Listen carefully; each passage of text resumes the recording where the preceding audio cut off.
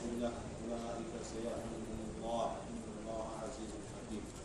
وقال النبي صلى الله عليه وسلم الدين والنصيحة إلا لمن قال لله ولكتابه ولرسوله ولأئمة المسلمين وعامتهم. رواه مسلم أو كما قال صلی اللہ علیہ وسلم. میرے انتہائی قابل احترام بزرگ و دوست و عزیز ساتھیوں، کام کرنے والوں کی سب سے اہم اور بنیادی ذمہ داری ہے کہ وہ اس کام کے اندر مزاج نبوت اور دعوت کی سنتوں کو سامنے رکھ کر کام کریں تاکہ یہ محنت ہدایت کا ذریعہ بنے.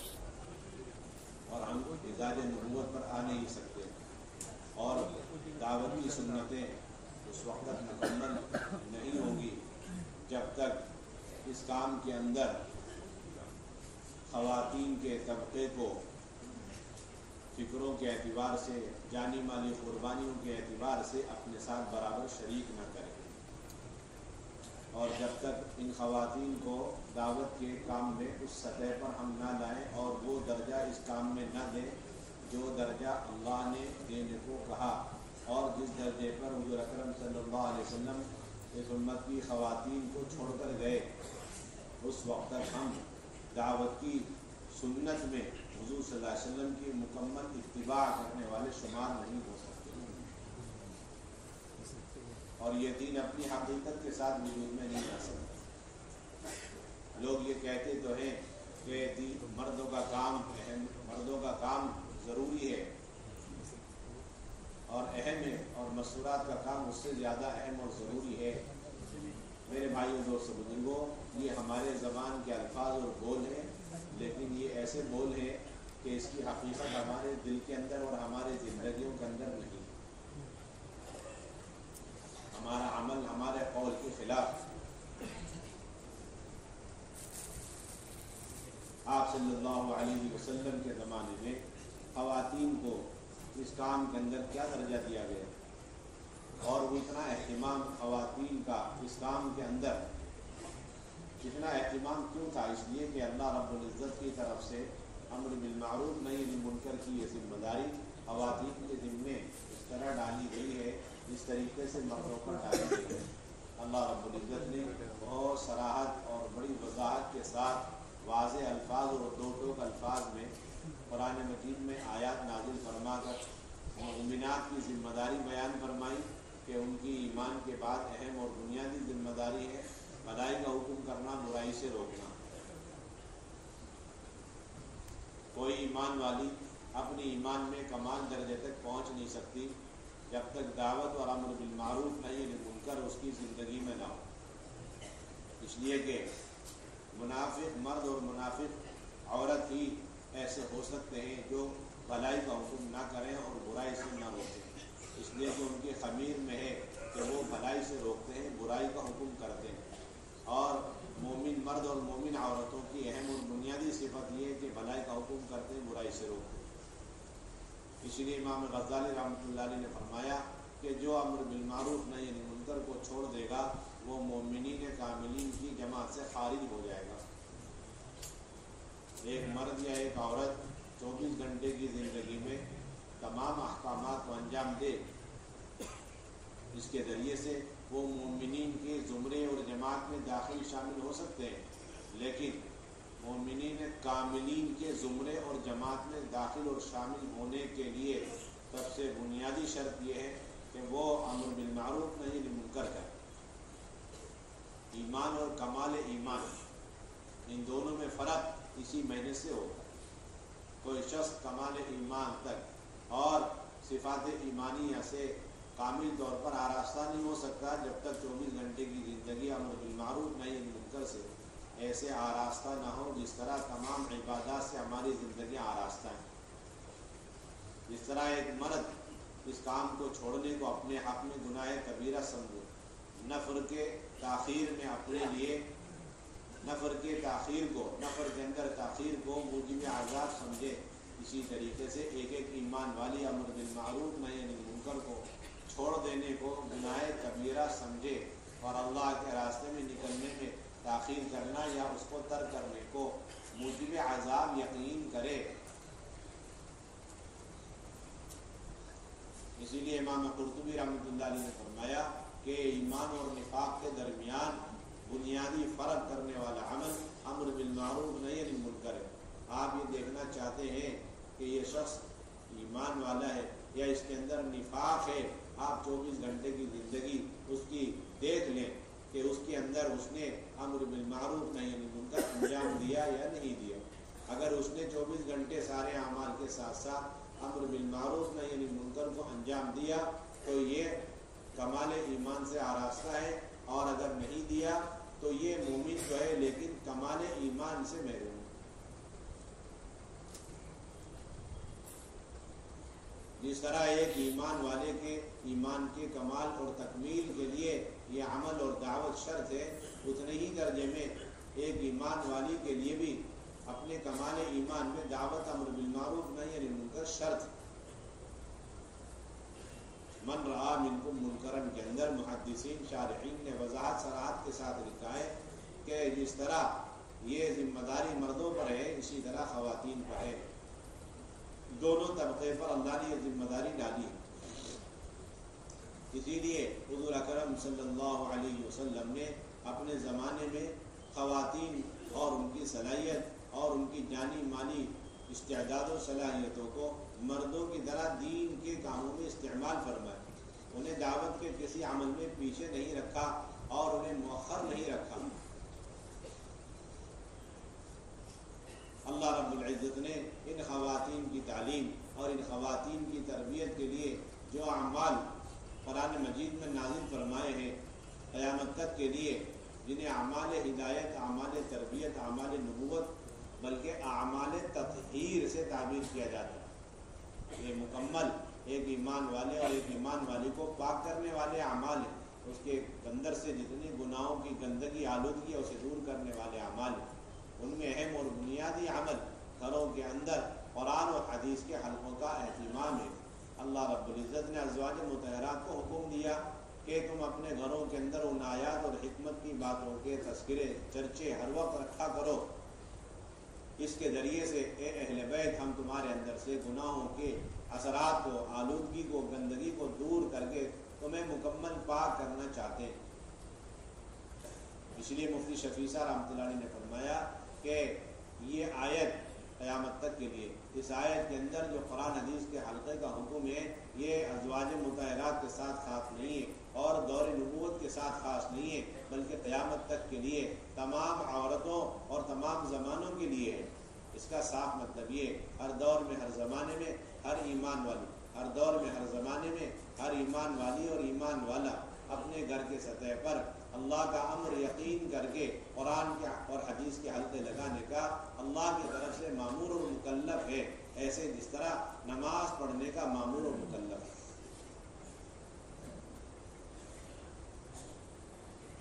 اور اسی بنیاد پر آپ صلی اللہ علیہ وسلم نے اپنی پوری زندگی اور اپنے تمام دور میں، اپنی پوری زندگی میں آپ نے ازواج مطہرات کے ساتھ قرآن اور حدیث کے حلقوں کا اہتمام فرمایا۔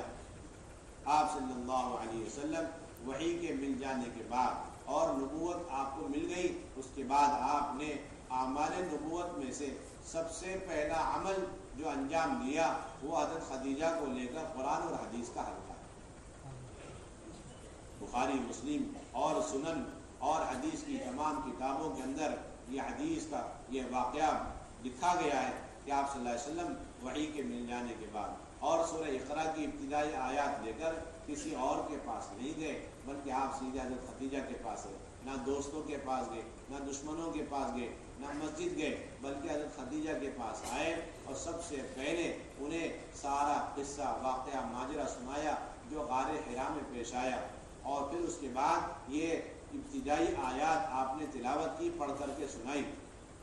اسی کو قرآن کا حلقہ کہا جاتا ہے، اسی کو حدیث کا حلقہ کہا جاتا ہے۔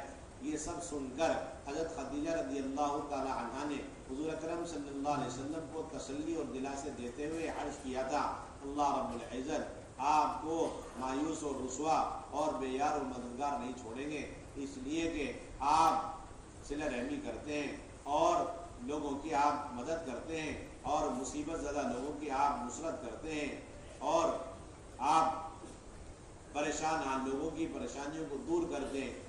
یہ حضرت خدیجہ رضی اللہ تعالی عنہا کا حضور صلی اللہ علیہ وسلم کے سامنے ان صفات کا گنانا یہی 6 نمبر کا مذاکرہ. اگر ہم ان صفات کو آج بیٹھ کر حلقوں میں بیان کریں تو ہم کہتے ہیں 6 نمبر کا مذاکرہ ہوگا. کرام مسلم کا تذکرہ چل رہا ہے. تو جب حضرت خدیجہ رضی اللہ تعالی عنہ نے آپ کے شمائل گنائے، آپ کے صفات گنائے، اوصاف حمیدہ گنائے، تو کیا یہ 6 صفات کا مذاکرہ نہیں؟ اتنا قدیم، اتنا پرانا عمل کہ جس کا انکار کر دینا یہ تو سراسر تاریخ اور حقیقت اور حدیث کا انکار. تمام احادیث کی کتابوں میں محدثین نے بڑے اہتمام کے ساتھ اس قصے کو نقل کیا. پھر آپ صلی اللہ علیہ وسلم کی سیرت میں غور کرنے سے ایک بات یہ معلوم ہوتی ہے کہ آپ صلی اللہ علیہ وسلم کی زندگی بھر میں کبھی بھی اپنے گھر کی تعلیم چھوٹی نہیں. دوسری بنیادی بات، شروعات گھر کی تعلیم سے ہوئی. پھر زندگی بھر کا کیا معمول رہا؟ جب بھی آپ سفر کے علاوہ حضر میں گھر پہ رہے اور آپ کی اپنی بیویوں کے درمیان کسی کی یہاں باری رہی، تو ایسا ہمیں کہیں نہیں ملتا کہ کسی بیوی کی آپ کی باری رہی اور آپ نے وقت مقرر کر کے دن میں رات میں ان کے ساتھ حدیث کے حلقے نہ لیے ہوں، بس گھر گئے اور آرام کر کے واپس آ گئے. ایسی کسی روایت میں نہیں.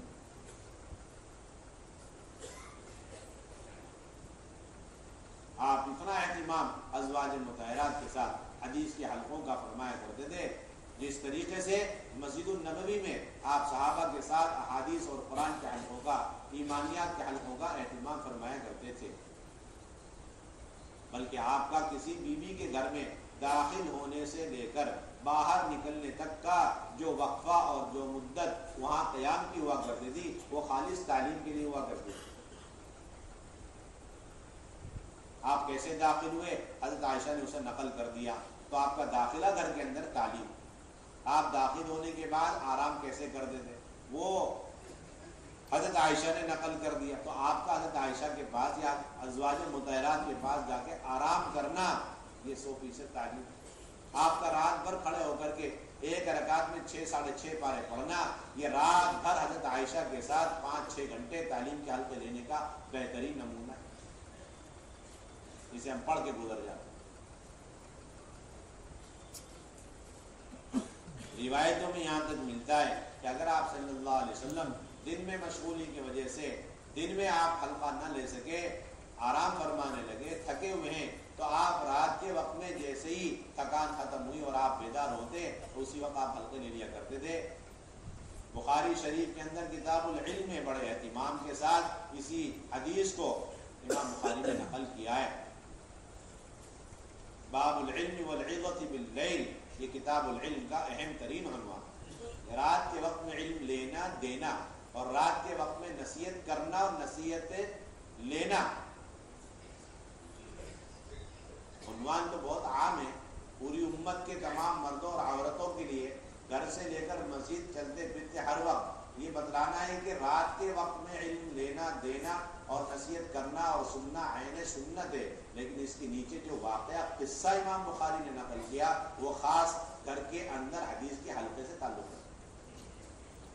چنانچہ ام سلمہ رضی اللہ تعالی عنہ کی روایت، عن ام سلمہ رضی اللہ تعالی عنہ قالت استيقظ النبي صلى الله عليه وسلم ذات ليلة فقال سبحان الله ما انزل من الفتن الليلة وماذا فتح من الخزائن أيقظوا صواحبات الحجر فرب كاسية في الدنيا عارية في الآخرة. رواه البخاري. کہتے ہیں کہ آپ صلی اللہ علیہ وسلم اچانک رات میں بیدار ہوئے اور آپ نے فرمایا کہ بے شمار فتنے آج کی رات نازل ہوئے اور بے شمار اللہ تعالیٰ کی طرف سے نعمتوں کے خزانے اور دروازے کھول دیے گئے. کوئی ہے ان حجرے والیوں کو اٹھا دے، یعنی میری بیویوں کو اٹھا دے ان کمروں میں سے. پھر آپ نے فرمایا اس دنیا کے اندر بے شمار عورتیں ایسی ہوں گی جو کپڑوں میں ہوں گی لیکن آخرت میں وہ کپڑوں سے محروم اور بنا کپڑے کے اٹھائی جائیں گی.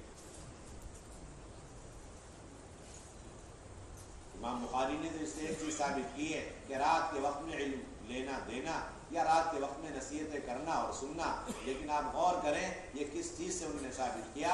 اللہ کے نبی کا پوری امت کے ساتھ نہیں بلکہ امہات المومنین میں سے ایک ام المومنین حضرت ام سلمہ کے ساتھ رات کے وقت میں بیدار ہو کر کے حدیث کے حلقے لینے سے قیامت تک کے لیے اس سنت کو ثابت کر رہے امام بخاری۔ گھر کی تعلیم عین سنت، اور یہ عوام کے ساتھ خاص نہیں بلکہ علماء بھی اس کے مکلف ہے، اللہ کے نبی سے بڑھ کر تو کوئی ہو نہیں سکتا۔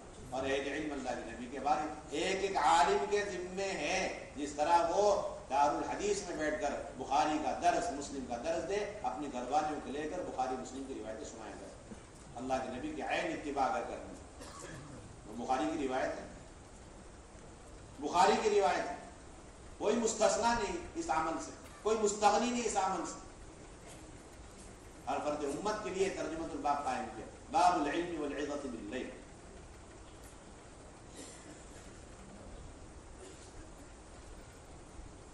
ہمارا ایسا ہوا، یہ بھی سنت ہے کہ اگر گھر میں بے شمار افراد ہو تو سب کو اکٹھا کر کے تعلیم کا حلقہ لے لیں، یہ بھی سنت ہے۔ گھر کے تمام افراد کو جمع کرو، اب کیونکہ گھر کے ہر فرد کو جس طرح ہم کھانے پر اور گھر کے ہر فرد کو ہم خوشی غمی پر جمع کرتے ہیں، اس طرح اللہ رسول کے کلام کو سننے سنانے کے لیے جس پر اللہ نے تطہیر کا وعدہ فرمایا ہے، اس کے لیے سارے گھر والوں کو اکٹھا کریں۔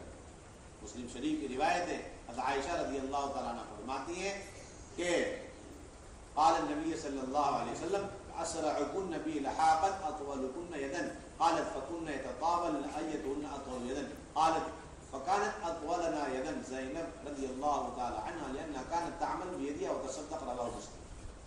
آپ نے تمام بیویوں سے مخاطب ہو کر ارشاد فرمایا کہ میرے مرنے کے بعد تم تمام بیویوں میں سے سب سے جلد مجھ سے ملنے والی وہ ہوگی جس کا ہاتھ لمبا ہوگا۔ یہ سنتے ساری بیویاں اپنے ہاتھوں کو ناپنے لگی، پیمائش کرنے لگی۔ بعد میں معلوم ہوا لمبی ہاتھ سے مراد زیادہ صدقات خیرات کرنے والی، اور وہ حضرت زینب رضی اللہ تعالی عنہا تھی، اس لیے کہ وہ اپنے ہاتھ سے کچھ کام دھام کرتی تھی اور اس سے ملنے والی آمدنی کو صدقات خیرات کیا کرتی تھی، جس کی وجہ سے ان کو ام المساکین کہا جاتا ہے۔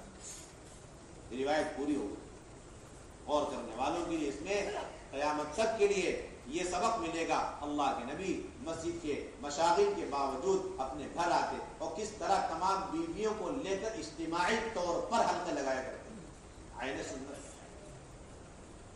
یہی نہیں بلکہ وقت مقرر کرنا چاہیے، اور وقت مقررہ پر سب کو جمع کرنا چاہیے، اور جمع کر کے اگر کوئی غیر حاضر ہو گھر کا کوئی فرد اسے بلانا چاہیے، اس کے آنے تک حلقے کو موقوف کر کے انتظار کرنا چاہیے۔ یہ ساری باتیں مسلم شریف کی روایت سے ثابت ہیں۔ حضرت عائشہ رضی اللہ تعالیٰ عنہ فرماتی ہیں حدیث کے حلقے کا وقت ہوا، آپ صلی اللہ علیہ وسلم تشریف لے آئے، تمام بیویاں بیٹھ گئی، دیکھا آپ نے کہ حضرت فاطمہ غیر حاضر، آپ نے فرمایا فاطمہ کو بلاؤ۔ چنانچہ حضرت فاطمہ آئی تو حضرت عائشہ کہتی ہیں کہ ان کی آنے کی اس چال سے ہم سمجھ گئی کہ یہ حضرت فاطمہ ہی ہیں، اس لیے کہ ان کی چال میں اور اللہ کے نبی کی چال میں کوئی فرق نہیں ہوا، اتنی اپنے ابا جان اور رسول اکرم صلی اللہ علیہ وسلم کی چال میں رفتار میں حضرت فاطمہ اتباع کیا کرتے۔ بات واضح ہو گئی کہ سارے امت کے عوام اور خواص پریشان ہیں، گھر کے اندر یہود اور نصرانیت کے طریقے داخل ہوتے جا رہے ہیں اور سنتوں کے جنازے نکل رہے ہیں، کس طرح یہودیت نصرانیت ختم ہو اور ہمارے گھر کے چھوٹے بڑے مرد عورت اتباع سنت پر آ جائیں۔ واحد راستہ ہے، گھروں کے اندر تعلیم کے حلقے قائم کرو۔ اللہ رب العزت ایسے چھوٹے چھوٹے بچوں کو، مرد اور عورتوں کو نبی پاک علیہ الصلوۃ والسلام کی اتباع کی توفیق دیں گے، جس طرح حضرت فاطمہ اللہ کے نبی کی چال میں بھی اتباع کیا کرتے۔ فاطمہ آ گئی، آپ نے حلقہ شروع کر دیا، بیچ میں اللہ کے نبی صلی اللہ علیہ وسلم نے حضرت فاطمہ کو قریب کر کے فسار رہا، ان کے کان میں سرگوشی فرمائی، فبکت، وہ رو پڑی، پھر آپ نے انہیں قریب کیا، فسار رہا، فضحکت، وہ ہنس پڑی، آپ نے پھر سرگوشی فرمائی، وہ ہنسنے لگے، حلقہ پورا ہوا، آپ کھڑے ہوئے اور تشریف لے گئے۔ حضرت عائشہ فوراً حضرت فاطمہ سے کہنے لگی کہ فاطمہ، اللہ کے نبی نے تمہیں سب کے بیچ میں رکھ کر قریب کیا اور حدیث سنائی، یہ بڑے اعزاز کی چیز تھی، لیکن تم تو رو رہی تھی، کیا بات ہے، وہ حدیث سناؤ۔ حضرت فاطمہ نے فرمایا کہ یہ اللہ کے نبی کا راز ہے جسے میں ظاہر کرنا نہیں چاہتا۔ حضرت عائشہ خاموش ہو گئی، انتظار کیا. جب اللہ کے نبی کا انتقال ہوا تو حضرت عائشہ بڑے اہتمام سے حضرت فاطمہ سے کہنے لگی میرے ماں ہونے کے حیثیت سے تم پر جو حق بنتا ہے اس حق کا واسطہ دے کر میں کہتی ہوں وہ حدیث جو اللہ کے نبی نے ہم سب کو چھوڑ کر تمہیں قریب کر کے ایک کان میں پھر دوبارہ بلا کر دوبارہ اور تم پہلی مرتبہ اور دوسری مرتبہ مسکرائی, وہ حدیث کیا ہے وہ سنا دو. اب تو راست کی بات نہیں, اللہ کے نبی تشریف لے گئے دنیا سے. تو کہنے کی امل آن فنعم, کیا اب میں وہ روایت سناؤں گی, حدیث سناؤں گی, اب وہ راست کی بات نہیں رہی. کہنے لگی کہ اللہ کے نبی نے پہلی مرتبہ مجھے قریب کر کے میرے کان میں سرگوشی کرتے ہوئے حدیث سنائی کہ اے فاطمہ جبرائیل امین ہر سال میرے ساتھ قرآن مجید کا 1 مرتبہ دور کیا کرتے تھے, اس سال 2 مرتبہ دور کیا ہے, جو اس بات کی علامت ہے کہ تمہارے ابا جان کے دنیا سے جانے کا وقت آ گیا. اس لیے فاطمہ تقوی اختیار کرو اور صبر سے کام لینا. یہ سن کر میں رو پڑی جو آپ نے پہلی مرتبہ دیکھا. پھر اللہ کے نبی نے میری بے صبری دیکھی, مجھے قریب کیا اور دوسری حدیث یہ بیان کی, کیا فاطمہ تم اس بات پر راضی نہیں کہ تم کل قیامت میں جنت کی عورتوں کی سردار بنا دی جاؤ. اسے سن کر میں ہنس پڑی جو آپ نے دوسری مرتبہ دیکھی. روایت پوری ہو گئی اور اس روایت کے ساتھ ساتھ دعوت اور اس دعوت میں گھر کی تعلیم اور گھر کی تعلیم میں سب کا اکٹھا کرنا اور مردوں کے اہتمام کے ساتھ شرکت اور وقت مقرر کرنا, غیر حاضر کو بلانا, یہ ساری سنتیں بھی ثابت ہو گئی. روایتیں پڑھ کر گزر جائے, روایتیں پڑھ کر گزر جائے. اتنا اہتمام آپ اپنے نوازوں کو لے کر تعلیم کے حلقے لگا رہے, ایک گود میں ایک ران میں ایک نوازے کو, اگلے روان میں دوسرے نوازے کو, اور آپ فرما رہے کہ یہ میرا بیٹا ہے حسن اور یہ اس امت کے 2 بڑے فریقوں میں صلح کا ذریعہ بنے گا. پڑھ کے روایت گزر گئی, لیکن یہ سمجھ نہیں آ رہا اللہ کے نبی اتنے چھوٹے 6-7 سال کے نوازے کو لے کر حدیث کا حلقہ لگا. اتنا اہتمام. آپ کا تو حال یہ تھا کہ اگر ازواج مطہرات کسی عذر سے چھٹی لے کر اپنے میکے چلی گئی, میکے چلی گئی, اللہ کے نبی وہیں پہنچ گئے, میکے میں میکے والوں کو چاہے ساس ہو چاہے سسر ہو چاہے بیوی ہو سب کو اکٹھا کیا, وہیں پر قرآن حدیث کا حلقہ لے گیا. اتنا اہتمام. بخاری کی روایت, مسلم کی, بخاری مسلم کی روایت, حضرت عائشہ پر زنا کی تہمت لگا ہوا, زنا کی تہمت لگی ہے منافقین کی طرف سے, اور جب انہیں اس کی خبر لگی بیمار ہو گئی, اپنی علاج کے لیے تھوڑے دنوں کے لیے اپنے میکے چلی گئی. اللہ کے نبی صلی اللہ علیہ وسلم ان کی عیادت کے لیے گئے اور بیٹھے اور آپ نے فرمایا عائشہ تم سے اگر یہ زنا ہوا ہے تو تم توبہ کر لو, اللہ بڑے غفور الرحیم ہے. کہتی ہے کہ میں اپنی اماں کو دیکھوں وہ بھی رو رہی, اپنے ابا کو دیکھوں وہ بھی رو رہے. کیا دل پر گزر رہی ہے, آپ اندازہ لگا اس تہمت کی وجہ سے کیا دل پہ گزر رہی ہے. اور ایک ہی سہارا اللہ کے نبی, اور اللہ کے نبی نے مجھے توبہ کی ترغیب دے. اب میرا اللہ کے علاوہ کوئی سہارا نہیں. میں وہی بیٹھی, مجلس لگی بھی ہے, میں نے دل میں سوچا کہ اگر میں اللہ کے نبی کی بات مان کے توبہ کروں تب بھی میرا اللہ جانتا ہے کہ عائشہ اس زنا کے کام سے بری ہے, اور اگر میں توبہ نہ کروں تب بھی میرا اللہ جانتا ہے کہ میں اس گناہ سے بری ہوں. پھر کہنے لگی دل کے اندر بیٹھی بیٹھی کہ مجھے اس بات کا یقین کامل تھا کہ اللہ رب العزت مجھے اس زنا کی تہمت سے یقیناً بری فرمائیں گے. اس کا تو پورا یقین کامل. بس یہ بات عرض کرنی تھی کہ ان قرآن حدیث کے حلقوں کے مقصد صرف اور صرف اتنا ہی نہیں ہے کہ الفاظ صحیح ہو جائیں, صورت یاد ہو جائے, نماز درست ہو جائے, بلکہ ان قرآن حدیث کے حلقوں کے ذریعے سے ان خواتین کا یقین کامل مادی نقشوں سے نکال کر ہٹا کر اللہ کے ذات عالی پر لائیں کہ میرے اوپر جو مسئلہ پیش آئے اس کا حل اللہ نکالیں گے, اور اس مسئلے سے اللہ مجھے نکالیں گے. اس بات کا یقین جب تک پیدا نہ ہو ہماری تعلیم ناقص ہے.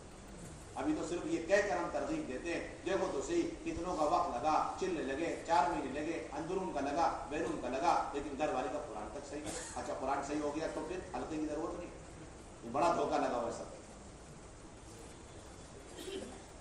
قرآن کا حلقہ لگے گا اس گھر میں بھی جنہیں پڑھنا نہیں آتا, اس گھر میں بھی جنہیں اچھی طرح پڑھنا آتا ہے, اس گھر میں بھی جنہیں اچھی طریقے سے اس کے معنی سمجھ میں آتے ہیں, اور اس گھر میں بھی جو اس پر عمل کر رہے ہیں, اور اس گھر میں بھی جو اس کی تبلیغ اور نشر اشاعت کر رہے ہیں. 100% کاملین کی جماعت ہے, اللہ والوں کی جماعت, قطب ابدال کی, ان کے گھر میں بھی قرآن حدیث کا حلقہ لگانا ہے. اس سے وہ بے نیاز اور مستغنی ہو نہیں سکتے.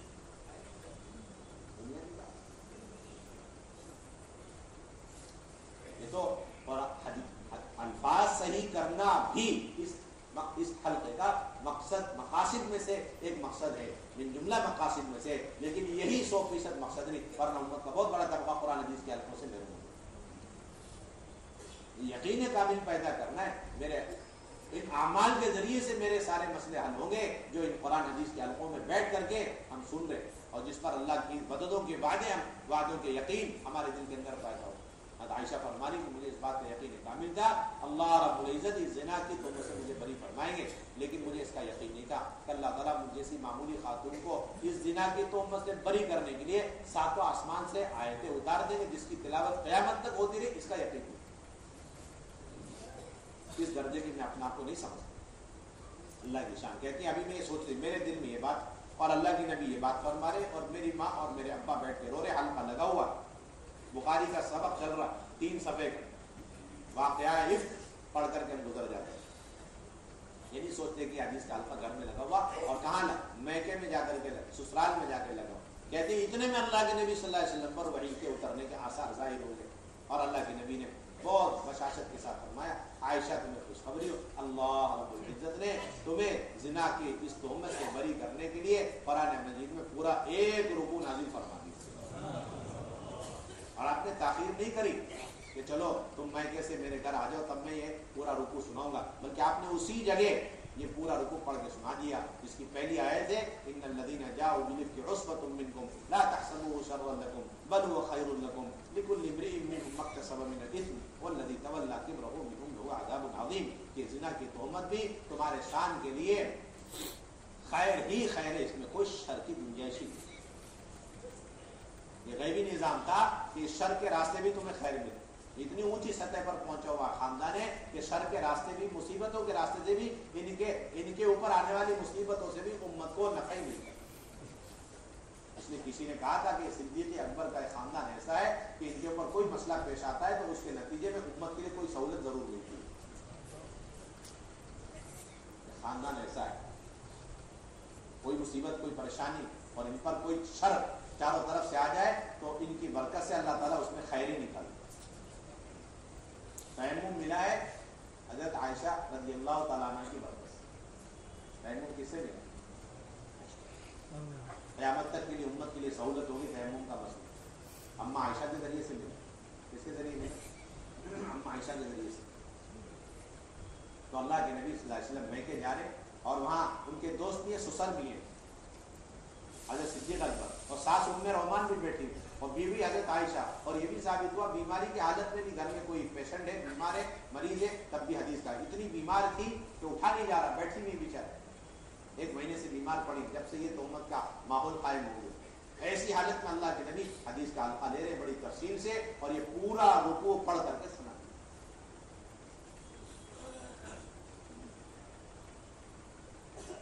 واقعات کے واقعات حدیث کی کتابوں میں بھرے ہوئے ہیں کہ کس طرح اللہ کے نبی صلی اللہ علیہ وسلم 24 گھنٹے کی زندگی میں حضرات صحابہ کے ساتھ مسجد میں قرآن حدیث کے حلقے، اسی طرح ازواج مطہرات کے ساتھ آپ قرآن حدیث کے حلقے دیا کرتے تھے۔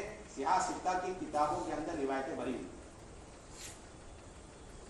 آپ کا تو یہاں تک معمول ملتا ہے کہ آپ نے سکرات کے عالم میں بھی آپ نے حدیث کے حلقے نہیں، روایتوں میں موجود ہے کہ آپ صلی اللہ علیہ وسلم نے ساری بیویوں سے اجازت لے کر کے حضرت عائشہ کے پاس جا کے رہنا پسند کیا۔ بار بار پوچھے عائشہ کی باری کب آ رہی، عائشہ کی باری کب آ رہی، عائشہ کی باری کب آ رہی، تو ساری بیویاں سمجھ گئے اللہ کے نبی وہاں جانا چاہتے، سب نے اجازت دی۔ اب حضرت عائشہ کہتی ہیں اللہ کے نبی صلی اللہ علیہ وسلم نے ایک مرتبہ غشی پر غشی سکرات کا عالم ہے، تکلیف ہے، اس موقع پر اللہ کے نبی کا سر مبارک میرے سینے پہ، اور مجھے اس بات کا علم تھا کہ کسی نبی کو اس وقت تک دنیا سے نہیں اٹھایا جاتا جب تک دنیا اور آخرت کے بیچ میں ان کو اختیار نہ دیا جائے اور وہ دنیا کے مقابلے میں آخرت کو منتخب نہ کر لیں، اس وقت تک کسی نبی کی روح پرواز نہیں کرتی۔ کہتی اتنے میں اللہ کے نبی صلی اللہ علیہ وسلم کی مبارک ہونٹ ہلے اور میں نے غور سے سنا اللہ کے نبی دعا پڑھ رہے ہیں اللہم ارحمنی اللہم اغفر لی اللہم ارحمنی اللہم الرفیق الاعلی، اللہ رحم فرما، مغفرت کے فیصلے فرما اور رفیق اعلیٰ سے مجھے ملا دے۔ جیسے یہ کلمات اللہ کے نبی کے زبان مبارک سے نکلے میں یقین کر گئی کہ اللہ کے نبی کو ابھی اختیار ملا دنیا میں رہنے کا یا آخرت میں جانے کا، اور اللہ کے نبی نے ثابت کر دیا کہ میں نے دنیا کے مقابلے میں آخرت کو چن لیا، اب اللہ کے نبی یقیناً ہمیں چھوڑ کر دنیا سے جانے کا۔ روایت پوری ہو گئی، روایت سے لوگوں نے مسئلے بے شمار ثابت کیے، لیکن ایک قاعدہ کلیہ اور ایک خصوصی مسئلہ یہ ثابت ہوا کہ سکرات کے عالم میں اللہ کے نبی حضرت عائشہ کے ساتھ حدیث کا حلقہ لیتے لیتے دنیا سے گئے۔ اگر حضرت عائشہ نہ ہوتی اور آپ کا مبارک سر ان کے سینے پر نہ ہوتا تو پھر یہ نہ معلوم ہوتا کہ اللہ کے نبی نے موت کے وقت میں کیا عمل کیا، اپنے زبان مبارک سے کیا دعائیں مانگی، کچھ نہیں پتا۔ سکرات کے عالم میں حدیث، اور یہی سارا سلسلہ تمام صحابہ رضی اللہ عنہم اجمعین کا، اللہ کے نبی صلی اللہ علیہ وسلم سے کوئی حدیث یا کوئی آیت سنا کرتے، بڑے اہتمام سے کرا کر اپنے بیوی بچے غلام باندی اور نوکر چاکر اپنے اور غیر تک وہ آیتیں پہنچا دیا کرتے، اس پر عمل کرنا، اس کو سیکھنا اور اس پر یقین لانا اور اسے دوسروں تک پہنچانا، یہ سارے کام اس وقت کر دیا کرتے۔ واقعات کے واقعات حیات الصحابہ میں بھی ہیں اور سیاہ ستہ اور حدیث کی کتابوں کے اندر بھی۔ کس طرح ام سلمہ رضی اللہ تعالیٰ عنہ کے پاس ابو سلمہ فوراً حدیث کے حلقے سے فارغ ہو کر مسجد نبوی سے آئے اور آ کر کے حدیث سنائی کہ اللہ کے نبی نے فرمایا کہ کسی پر کوئی مصیبت آ جائے اور اس کی کوئی نعمت چلی جائے اور یہ دعا پڑھ لیں انا للہ و انا الیہ راجعون اللہم اجرنی فی مصیبتی واخلف لی الخیر منہا، تو اللہ تعالیٰ مصیبت پر اجر اور نعمت کا بدل عطا فرماتے ہیں۔ ایک حدیث جو سن کر آئے اسی حدیث کو لے کر بغیر کسی کتاب کے ام سلمہ کو لے کر حدیث کا الفا مکمل ہو، ام سلمہ نے وہ حدیث یاد کر لی اور تھوڑے دنوں میں ابو سلمہ کا انتقال، ام سلمہ نے دعا پڑھی اللہ انا للہ پڑھ کر گئے اور عدت میں بیٹھ گئے اللہ، اور یہ کہتی ہیں کہ بشری تقاضے کی وجہ سے مجھے یقین نہیں آ رہا تھا کہ یہ اس دعا میں تو کوئی شک و شبہ نہیں، لیکن مجھے یقین نہیں آ رہا تھا ابو سلمہ سے بہتر افضل کوئی مجاہد دین کا داعی مجھے شوہر کی شکل میں کون مل سکتا۔ کہتی ہے اللہ کی شان ابھی میری عدت پوری ہی ہوئی تھی، میرے گھر حضور اکرم صلی اللہ علیہ وسلم بذات خود تشریف لائے اور مجھ سے نکاح کرنے کا ارادہ ظاہر کیا۔ ادھر حضرت عائشہ ہیں اتنے گہرے اور اتنے بڑے مسئلے میں اس یقین کے ساتھ بیٹھی ہوئی کہ اللہ مسئلہ حل کریں گے، ادھر ام سلمہ یہ بھی ام المومنین ہے، اتنا بڑا حادثہ زندگی میں پیش آیا بے وگی کا، لیکن انہوں نے دعا یقین کے ساتھ پڑھی اور اللہ تعالیٰ نے ان کے شوہر کے بدل میں حضور اکرم صلی اللہ علیہ وسلم کو ان کے نکاح میں دے دیا۔ ہمارا کوئی پروگرام نہیں ہے امت کی ماں بہنوں کو اور گھر گھر کے اندر کے ماحول کو مدینہ طیبہ کے گھروں کے اعمال والے ماحول پر لانا، اس کے علاوہ ہمارا کوئی پروگرام نہیں۔ ہر فرد امت کی ذمہ داری گھر کی تعلیم کی پابندی کرے اور اس کے ذریعے سے بے دینی کا جو سیلاب آ رہا ہے اسے روکے، اسے بند کرے، اس کے علاوہ کوئی راستہ نہیں۔ بے دینی، ارتداد، بے حیائی اور دہریت، زندیقیت، الحاد، یہ جتنے بھی رسم و رواج، یہودیت، نصرانیت کے طور طریقے، اس کا سیلاب، اس کے روکنے کا واحد راستہ گھروں کے اندر تعلیم کا اہتمام، اور مرد حضرات اپنی ذات سے پابندی سے گھر کی تعلیم میں شرکت کریں۔ مردوں کی ذمہ داری اپنے گھر کے اندر تعلیم کا اہتمام کریں۔ اس لیے امام بخاری رحمۃ اللہ علیہ نے تعلیم عمومی، تعلیم خصوصی دونوں تعلیم کو کتاب العلم میں ثابت کیا۔ تعلیم خصوصی ہے اپنے گھر کے اندر بیویوں کو لے کے بچوں کو لے کے تعلیم کرنا، اس کو تعلیم خصوصی سے تعبیر کی امام بخاری۔ اور اجتماعی طور پر خواتین کو جمع کرنا اور ان سے دین کی باتیں کرنا، احکامات کی تعلیم دینا، یہ عین سنت ہے، اس کو تعلیم عمومی قرار دیا۔ تمام شارحین نے اس بات کو لکھا، علامہ عینی نے لکھا اور ابن حجر نے لکھا کہ امت کی ماں و بہنوں کی تعلیم کے دو راستے، تعلیم خصوصی اور تعلیم عمومی۔ تعلیم خصوصی ہر مرد اپنے گھر میں تمام گھر والوں کو جمع کرے اور نبی کی سنت سمجھ کے قرآن حدیث کے حلقے لگائے، جنت دوزخ کے تذکرے کرے۔ اور تعلیم عمومی کہ کوئی دن مقرر کرے، تمام خواتین کو اکٹھا کرے اور اس کے بعد ان کے سامنے احکامات بیان کرے اور ان کو آخرت کی فکر دے۔ یہ دو بنیادی تعلیم، اس لیے گھروں کے تعلیم کے اعمال ہے۔ قرآن کا حلقہ لینا ہے، حدیث کا حلقہ، ایک دن منتخب سے، ایک دن فضائل اعمال مع فضائل صدقہ، 6 صفات کے مذاکرے ہیں اور تشکیل ہے، اور اگلے دن کے 3 عملوں کا مشورہ ہے، تاکہ ہر ایک پوری ذمہ داری کے ساتھ اور پوری تیاری کے ساتھ اللہ سے مانگ کر اور اگلے دن آ کر کے حلقہ لے۔ قرآن کا حلقہ، حدیث کا حلقہ، 6 صفات، تشکیل، یہ دونوں ایک بینک کے ذمہ ہیں۔ 6 صفات اور تشکیل دونوں ایک بینک کے ذمہ ہیں۔ 3 چیزوں کا مشورہ کرنا ہے، کل کون قرآن کا حلقہ لے، کل کون کتاب تعلیم پڑھے اور کل کون 6 نمبر کر کے تشکیل کرے۔ یہ 3 باتوں کا ہمیں مشورہ ہے، ہماری بنیادی ذمہ داری 100% گھروں کے اندر انعامات کو زندہ کریں. اور اسی طریقے سے ایک ایمان والے کو ماحول میں لانا، پردے میں ہے یا پردے میں نہیں، لیکن اس کی زندگی میں فرض آئے، فرائض آئے اور وہ سنت پر آئے، گھر کا ماحول بدلے، سنت سادگی پر آئے. اس کے لیے ایک ایمان والے کو ہفتہ واری تعلیم پہ جمع کرنا اور اس کے سامنے دین کی باتیں پیش کرنا اور اعمال کے فضائل اس کے سامنے پیش کرنا، یہ بھی ایسی سنت ہے جس کی بنیاد حضور کی سیرت، حضور کی زندگی میں نہیں. یہ نہیں کہ 100 سال پہلے کا عمل ہفتہ واری تعلیم، ایسی بات ہے. پرانا عمل قدیم عمل. اور امام بخاری نے اس کی طرف بڑی صراحت سے اشارہ کرنے کے لیے اس کی صراحت کرنے کے لیے ترجمۃ الباب قائم ہے. باب هل يجعل للنساء يوم على حدة في العلم، یا علم کے سلسلے میں یا علم کے سیکھنے سکھانے اور احکامات کی تعلیم دینے کے لیے خواتین کے لیے کوئی دن مقرر ہونا چاہیے. امام بخاری کہتے ہیں کہ میں نے تو سوال قائم کیا ہے، حدیث میں غور کرو جواب مل جائے.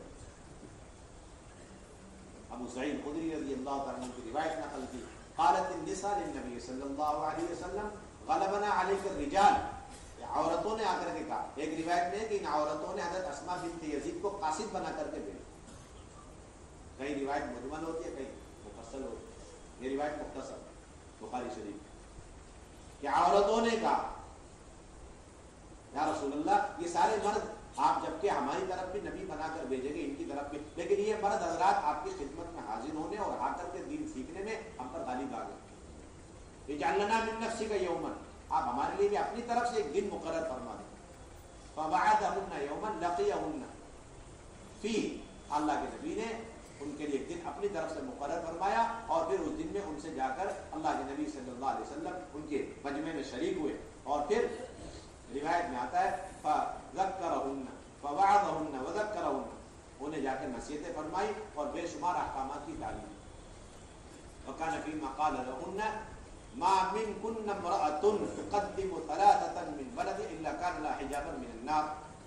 قالت امرأۃ وثنین قال وثنین، رواه البخاری. آپ صلی اللہ علیہ وسلم گئے اور جا کر کے ان کو دین کی تعلیمات. وعظہن وامرہن، اللہ معینی فرماتے اس سے معلوم ہوا کہ عورتوں کو اہتمام کے ساتھ احکامات کی تعلیم اور عورتوں کو اہتمام کے ساتھ نصیحتیں کرتے رہنا چاہیے. امرہن سے استدلال کیا اللہ معینی نے کہ خواتین کی تعلیم کا اہتمام اللہ کے نبی اجتماعی طور پر بھی کرتے تھے، جس طرح خصوصی طور پر اپنے گھر میں ازواج مطہرات کو لے کر کے اور سب کو اکٹھا کر کے کیا کرتے اور قیامت تک کی سنت، قیامت تک کے لیے سنت، قیامت تک کے لیے ان کے مستقل عنوان قائم کیا. خواتین کو جمع کر کے کوئی مرد جا کے دین کی باتیں کرے، یہ عین سنت. اس کے لیے مستقل ترجمۃ الباب قائم کیا کتاب العلم کے اندر. باب عظۃ الامام، باب تعلیم الامام النساء وعظتہن، عورتوں کو دین کی تعلیم دینا اور ان کو دین کی نصیحتیں کرنا. مستقل ترجمۃ الباب قائم. امام مسلم رحمۃ اللہ علیہ نے بھی اپنی کتاب کے اندر یہ واقعہ بڑی تفصیل سے نقل کیا. حضرت جابر رضی اللہ تعالیٰ فرماتے حضور صلی اللہ علیہ وسلم نے عیدین کے موقع پر خواتین یعنی مردوں سے فارغ ہونے کے بعد مردوں کو خطبہ دیا تو خواتین بھی ایک جگہ تھی، لیکن اللہ کے نبی نے اس خطبے میں جو مردوں کو آخرت کی باتیں، جنت کی باتیں اور احکامات کی تعلیم دی، وہ باتیں عورتوں تک پہنچی نہیں. تو آپ نے ان مردوں کو کہا بیٹھے رہو اپنی جگہ، اور پھر اس کے بعد انہیں ان کی صف میں چھوڑ کر اہتمام سے خواتین کے صف کے پاس روایت میں صلات میں اور آ کر پھر ان کو وہ ساری باتیں سنائی جو مردوں کو سنائی. عجیب روایت. جب یہ روایت بیان کر رہے تھے حضرت جابر کی طرف سے، تو حضرت عطا کے شاگرد ابن جریج نے کہا احق علی الامام ان یاتی النساء حین یفرغ فیذکرہن، کیا امام کے ذمے ہے کہ وہ اپنے خطبے سے جو مردوں کو دیا ہے فارغ ہونے کے بعد خواتین کے مجمع میں آئے اور جا کر کے ان کو بھی نصیحت کرے. اس پر انہوں نے کہا کہ لعمرک ان ذلک لحق وما لهم لا يفعلون ذلک، کہ ہاں یہ ان کے ذمے حق ہے، عورتوں کا ان پر حق ہے کہ اس طرح خواتین کے مجمع میں جا کے دین کی باتیں کریں. اور انہیں کیا ہوا، وہ ایسا کیوں نہیں کریں گے؟ انہیں تو کرنا چاہیے، اللہ کے نبی نے جب کیا ہے تو قیامت تک انہیں کرنا چاہیے۔ ہم علامہ نووی نے نیچے آ کر کہا ہے والذی قالہ عطاء هو الصواب والسنة الآن وفي كل الأزمان بهذه الشروط المذکورہ فأي دافع يدفعنا عن هذه السنة الصحیحة۔ علامہ عطا نے جو ابن جریج جو کبار تابعین میں شمار ہوتے، حضرت عطا کبار تابعین میں شمار ہوتے، کبار تابعین میں شمار ہوتے، ان کے اندر جسمانی طور پر 6 خامیاں تھیں ان کے جسم میں۔ ایک تو حبشی تھے، دوسرا اسود تھے، تیسرے آمش تھے، ان کی ایک آنکھ، اور چوتھے آرج لنگڑے بھی تھے، اور 5ویں اشل تھے، ان کا ایک ہاتھ فالج پڑا ہوا تھا، اور آخری عمر میں اندھے بھی ہو گئے تھے، یعنی ظاہری شکل صورت کچھ نہیں تھی، لیکن اس وقت کے سب سے بڑے عالم حضرت عطا تھے۔ وہ کہتے ہیں اپنے شاگرد ابن جریج سے، یہ تو قیامت تک کی سنت ہے، ہر دور میں ہر زمانے میں عورتوں کو اس طرح اکٹھا کرنا اور ان سے جا کے دین کی باتیں کرنا، اور کوئی طاقت نہیں ہے، کوئی دلیل نہیں ہے جو اس امت کو اس سنت سے ہمیں اس سنت سے ہٹا دے، کوئی دلیل نہیں، کوئی طاقت نہیں بولتی۔ فأي دافع يدفعنا عن هذه السنة الصحيحة۔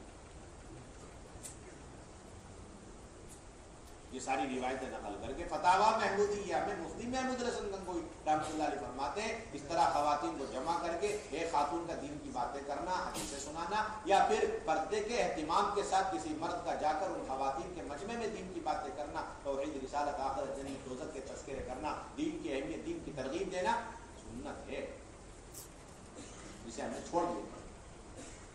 یہ اصل اساس ہفتے والی تعلیم، اس لیے اس کی شرطیں پوری کرنا اور اہتمام کے ساتھ مسجد کی سطح پر نہیں، محلے کی سطح پر نہیں، بلکہ ہر 15، 20، 25 مکان کی سطح پر ایک تعلیم کی بنیاد رکھنا، یہ آپ سب کی ذمہ داری۔ ابھی کارگزاری میں معلوم ہو رہا تھا کہ ابھی اس رخ پر ہمارا کام نہیں، ابھی تو ایک مسجد کی تعلیم، اسی پر ہم مطمئن ہو کر بیٹھے ہوئے، اور ایک محلے کی تعلیم، اسی پر ہم قناعت کیے ہوئے۔ بار بار یہ بات کہی جا رہی، اگر کہیں 100 مکان ہیں تو ہر حال میں وہاں 5 ہفتے والی تعلیم کو قائم کرنا آپ کی سب کی ذمہ داری کیا ہے؟ سب کی ذمہ داری۔ ایک مسجد کے اطراف میں 100 مکان ہیں تو ہر 20-25 مکان کی تعلیم کے حساب سے 5 ہفتے والی تعلیم کو قائم کرنا آپ کی ذمہ داری۔ اس سے پہلے آپ ذمہ داری سے بری نہیں ہو سکتے۔ آپ ایک تعلیم زندہ کر کے مطمئن ہو کے بیٹھ جائیں۔ 10 سال سے ایک تعلیم چل رہی، بڑے خسارے کی حضرت اس دن فرمانے تھے بھائی چند مہینے میں ایک تعلیم وجود میں لا سکتے، چند مہینے میں ایک وجود تعلیم میں لا سکتے، ایک تعلیم کو وجود میں لا سکتے۔ اور یہ بھی کسی یہ آپ ہماری تعلیم کو زندہ کرنا یہ بھی کسی مخصوص لوگوں کا کام نہیں ہے، بلکہ ہر مسجد وار جماعت کی ذمہ داری ہے۔ جیسا آج کل ہم نے اور آپ نے مخصوص جماعتیں بنائی، مخصوص جماعت انہی حضرات کی ذمہ داری ہے، وہی ہماری تعلیم اس کی شرطیں پوری کرے، فکر کرے نہیں۔ حضرت بار بار کہہ چکے اس کام کے لیے مخصوص افراد کی تعیین ہمارے یہاں نہیں ہے، بلکہ امت کے ہر ایمان والے پر جس طرح ذمہ داری دعوت امر بالمعروف کی ایسی ہر ایمان والی پر اس کی ذمہ داری اللہ نے ڈالی۔ کوئی طاقت نہیں، قوت نہیں جو دعوت کے کام میں مردوں کو عورتوں پر مقدم کر دے اور مستورات کو مردوں سے پیچھے کر دے، اور مستورات سے سارے کام اور ساری فکروں کو چھین کر مردوں کے حوالے کر دے، اور مردوں سے بھی نکال کر 3-4 آدمی خصوصی لوگوں کے حوالے مستورات کا کام کر دے، اس کو کوئی حق نہیں، کسی کو حق نہیں۔ ہر ایمان والا اس کی فکر لے، ہر ایمان والے اس کی فکر لے، مسجد کے ساتھ فکر کرے۔ ہماری اتنی آبادی، اتنے گھر، اتنے مکانات ہیں، اس کے حساب سے اتنی تعلیم ہونی چاہیے، لہٰذا اتنے شرائط ہمیں پورے کرنے ہیں، وہ خود فکر کرے۔ مسجد وار جماعت 3-4 آدمی کام نہیں، ہر مسجد وار جماعت کرنا۔ اب شرطیں کیا ہے؟ موٹی موٹی چند باتیں۔ ایک تو یہ کہ 2 بہن عشرے لگائی دی ہو اور 3 بہنوں کا ایک مرتبہ سے روزہ لگا، ایک پہلی شرط۔ 5 مہینے ہونی چاہیے، 2 بہن عشرے والی، 3 مہینوں کا ایک مرتبہ سے روزہ لگا۔ اور دوسری بات مسجد وار جماعت مضبوط پختہ ہو جو ہفتہ واری تعلیم کی صحیح نگرانی رہبری کر سکے۔ تیسرے، جس گھر میں آپ تعلیم شروع کرانا چاہتے ہیں اس گھر میں صرف پردے کا انتظام کو دیکھ لیا جائے، اس کے علاوہ اس گھر کی خاتون کا وقت لگا ہوا ہونا ہر کس شرط ہے، یہ نوٹ کر لیں آپ لوگ۔ بہت سے لوگ ابھی تک اس پرانی شرط پر برقرار ہے کہ جس گھر میں ہم تعلیم شروع کرنا چاہتے ہیں اس گھر کی خاتون کا وقت لگا ہوا ہو 3 دن یا عشرہ، تبھی ہم اس گھر میں تعلیم شروع کریں گے۔ یہ بات بہت پرانی ہو چکی۔ اب تو صرف یہ ہے کہ پردے کا نظم ہو سکتا ہے، تعلیم کے دوران مردوں کی عمل دخل نہ ہو، مداخلت نہ ہو، ایسے ہر مکان میں آپ تعلیم شروع کرا سکتے ہیں۔ ان 5 پہلوؤں کی نگرانی، ان 5 महीनों की निगरानी, और चौथे हफ्ते या ज़िले के हल्के के या ज़िले के मशवरे से हफ्तेवारी तालीम शुरू की। और अमाल क्या है इस हफ्तेवारी तालीम के? किताबी तालीम, 1 हफ्ते मुंतखब से, 1 हफ्ते फज़ाइल अमाल मा फज़ाइल सदक़ात के, 1 बैंक के ज़िम्मे है। और कुंवारी बच्ची जो शादीशुदा, कुंवारी बच्ची जिसका सेरोजा लगा या अशरा लगा, कुंवारी बच्ची गैर शादीशुदा अगर उसका सेरोजा लग गया है या अशरा लगा हुआ है, उससे हम हफ्तेवारी तालीम में किताबी तालीम पढ़वा सकते हैं, इसकी इजाज़त हो चुकी है। जैसे नोट फरमाने आप लोग, कुंवारी बच्ची है गैर शादीशुदा, 3 दिन लग गया या अशरा लगा हुआ है, उससे हम किताबी तालीम करा सकते, इजाज़त, बाकी और कोई अमल कराने की इजाज़त।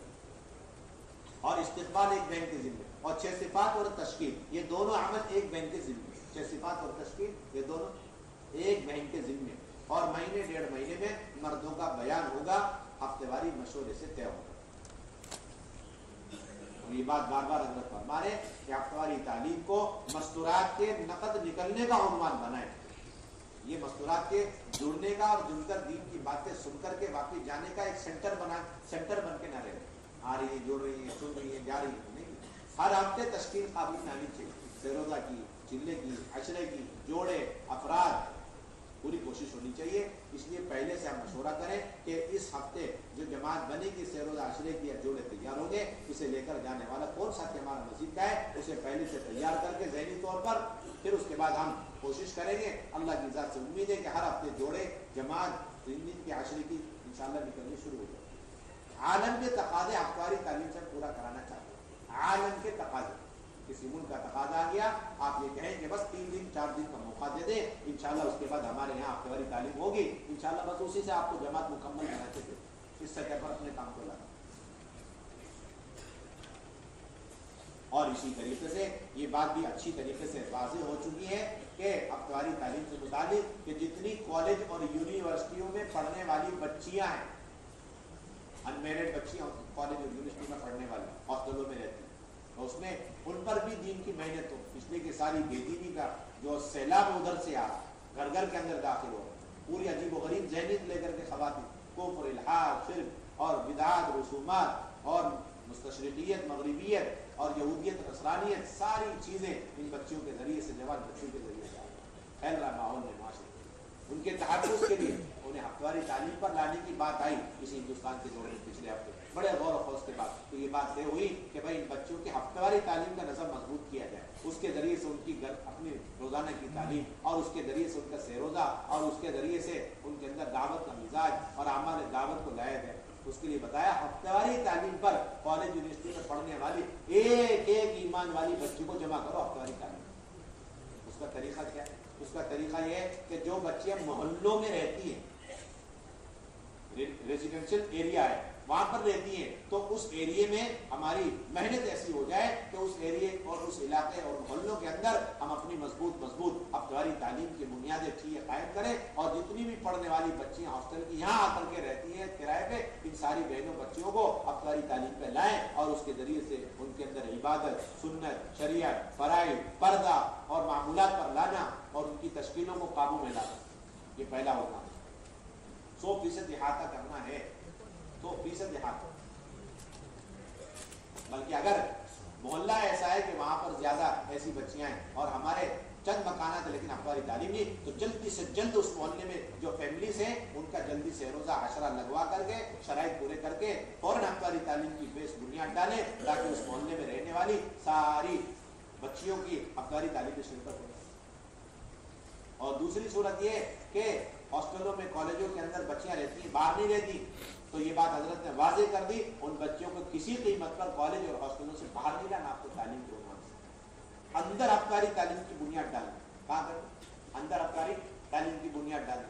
तो अब अंदर तालीम की बुनियाद डालने की 2 रास्ते हजरत ने बताए। तो ये कि अंदर कोई फैमिली से, जैसे मुख्तलिफ मुलाजिम होते फैमिलियों के साथ रहते, मुसलमान मुलाजिम है या मियाँ बीवी है, वो दोनों वहाँ पर लेक्चर है, पढ़ा रहे, तो उन पर मेहनत करके जल्दी से जल्द उनका वक्त लगवाए अशरा से रोजा, और फिर उसके बाद उन्हीं के घर को ठिकाना बनाकर हफ्तेवारी तालीम की बुनियाद कायम करके उन सारे हॉस्टलों में रहने वाली बच्चों को इन हफ्तेवारी तालीम में लाना और इसके जरिए से उन्हें अमाल दावत पर लाने की कोशिश करना।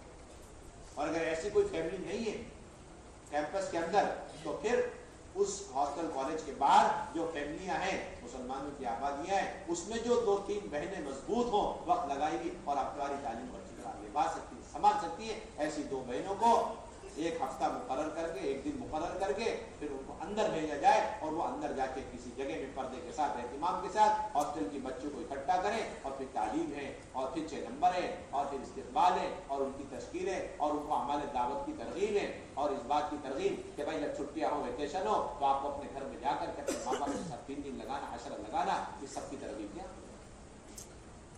अब आइंदा आपके लिए एक काम बढ़ गया है कि अपने मकाम पर जाने के बाद बड़ी तेजी के साथ इस कॉलेज और यूनिवर्सिटियों के अंदर या फिर बाहर जितने पढ़ने वाले बच्चों को सामने रख करके आपको अपनी तालीम की बड़ी तेजी के साथ तादाद को बढ़ाना, शराइत पूरा करते वही करेंगे इसकी फिगर। चौथी तीसरी बुनियादी बात है कि 100% घरों के अंदर कोई घर ऐसा नहीं है जिस घर के अंदर यहूदियत और नसरानियत तो उसके असरात ना हो। तमाम घरों के अंदर ये चीजें दाखिल हो रही। अब घर के अंदर से इसको निकालना और 100% खालिस दीनी और दावती फिजा और माहौल को कायम करने के लिए अल्लाह ने आसान रास्ता दिया कि आप मसूरात की जमात को हर घर में तैयार करें। करने अव्वल के अंदर ये सिलसिला था, मदीने तैयबा में जो भी आता था आप सल्लल्लाहु अलैहि वसल्लम उन्हें घर घर तकसीम कर दिया करते थे और वो उनका इकराम भी करते थे और उसके साथ साथ उन्हें थोड़ी से वक्त के अंदर पूरा दिन सिखला दिया करते।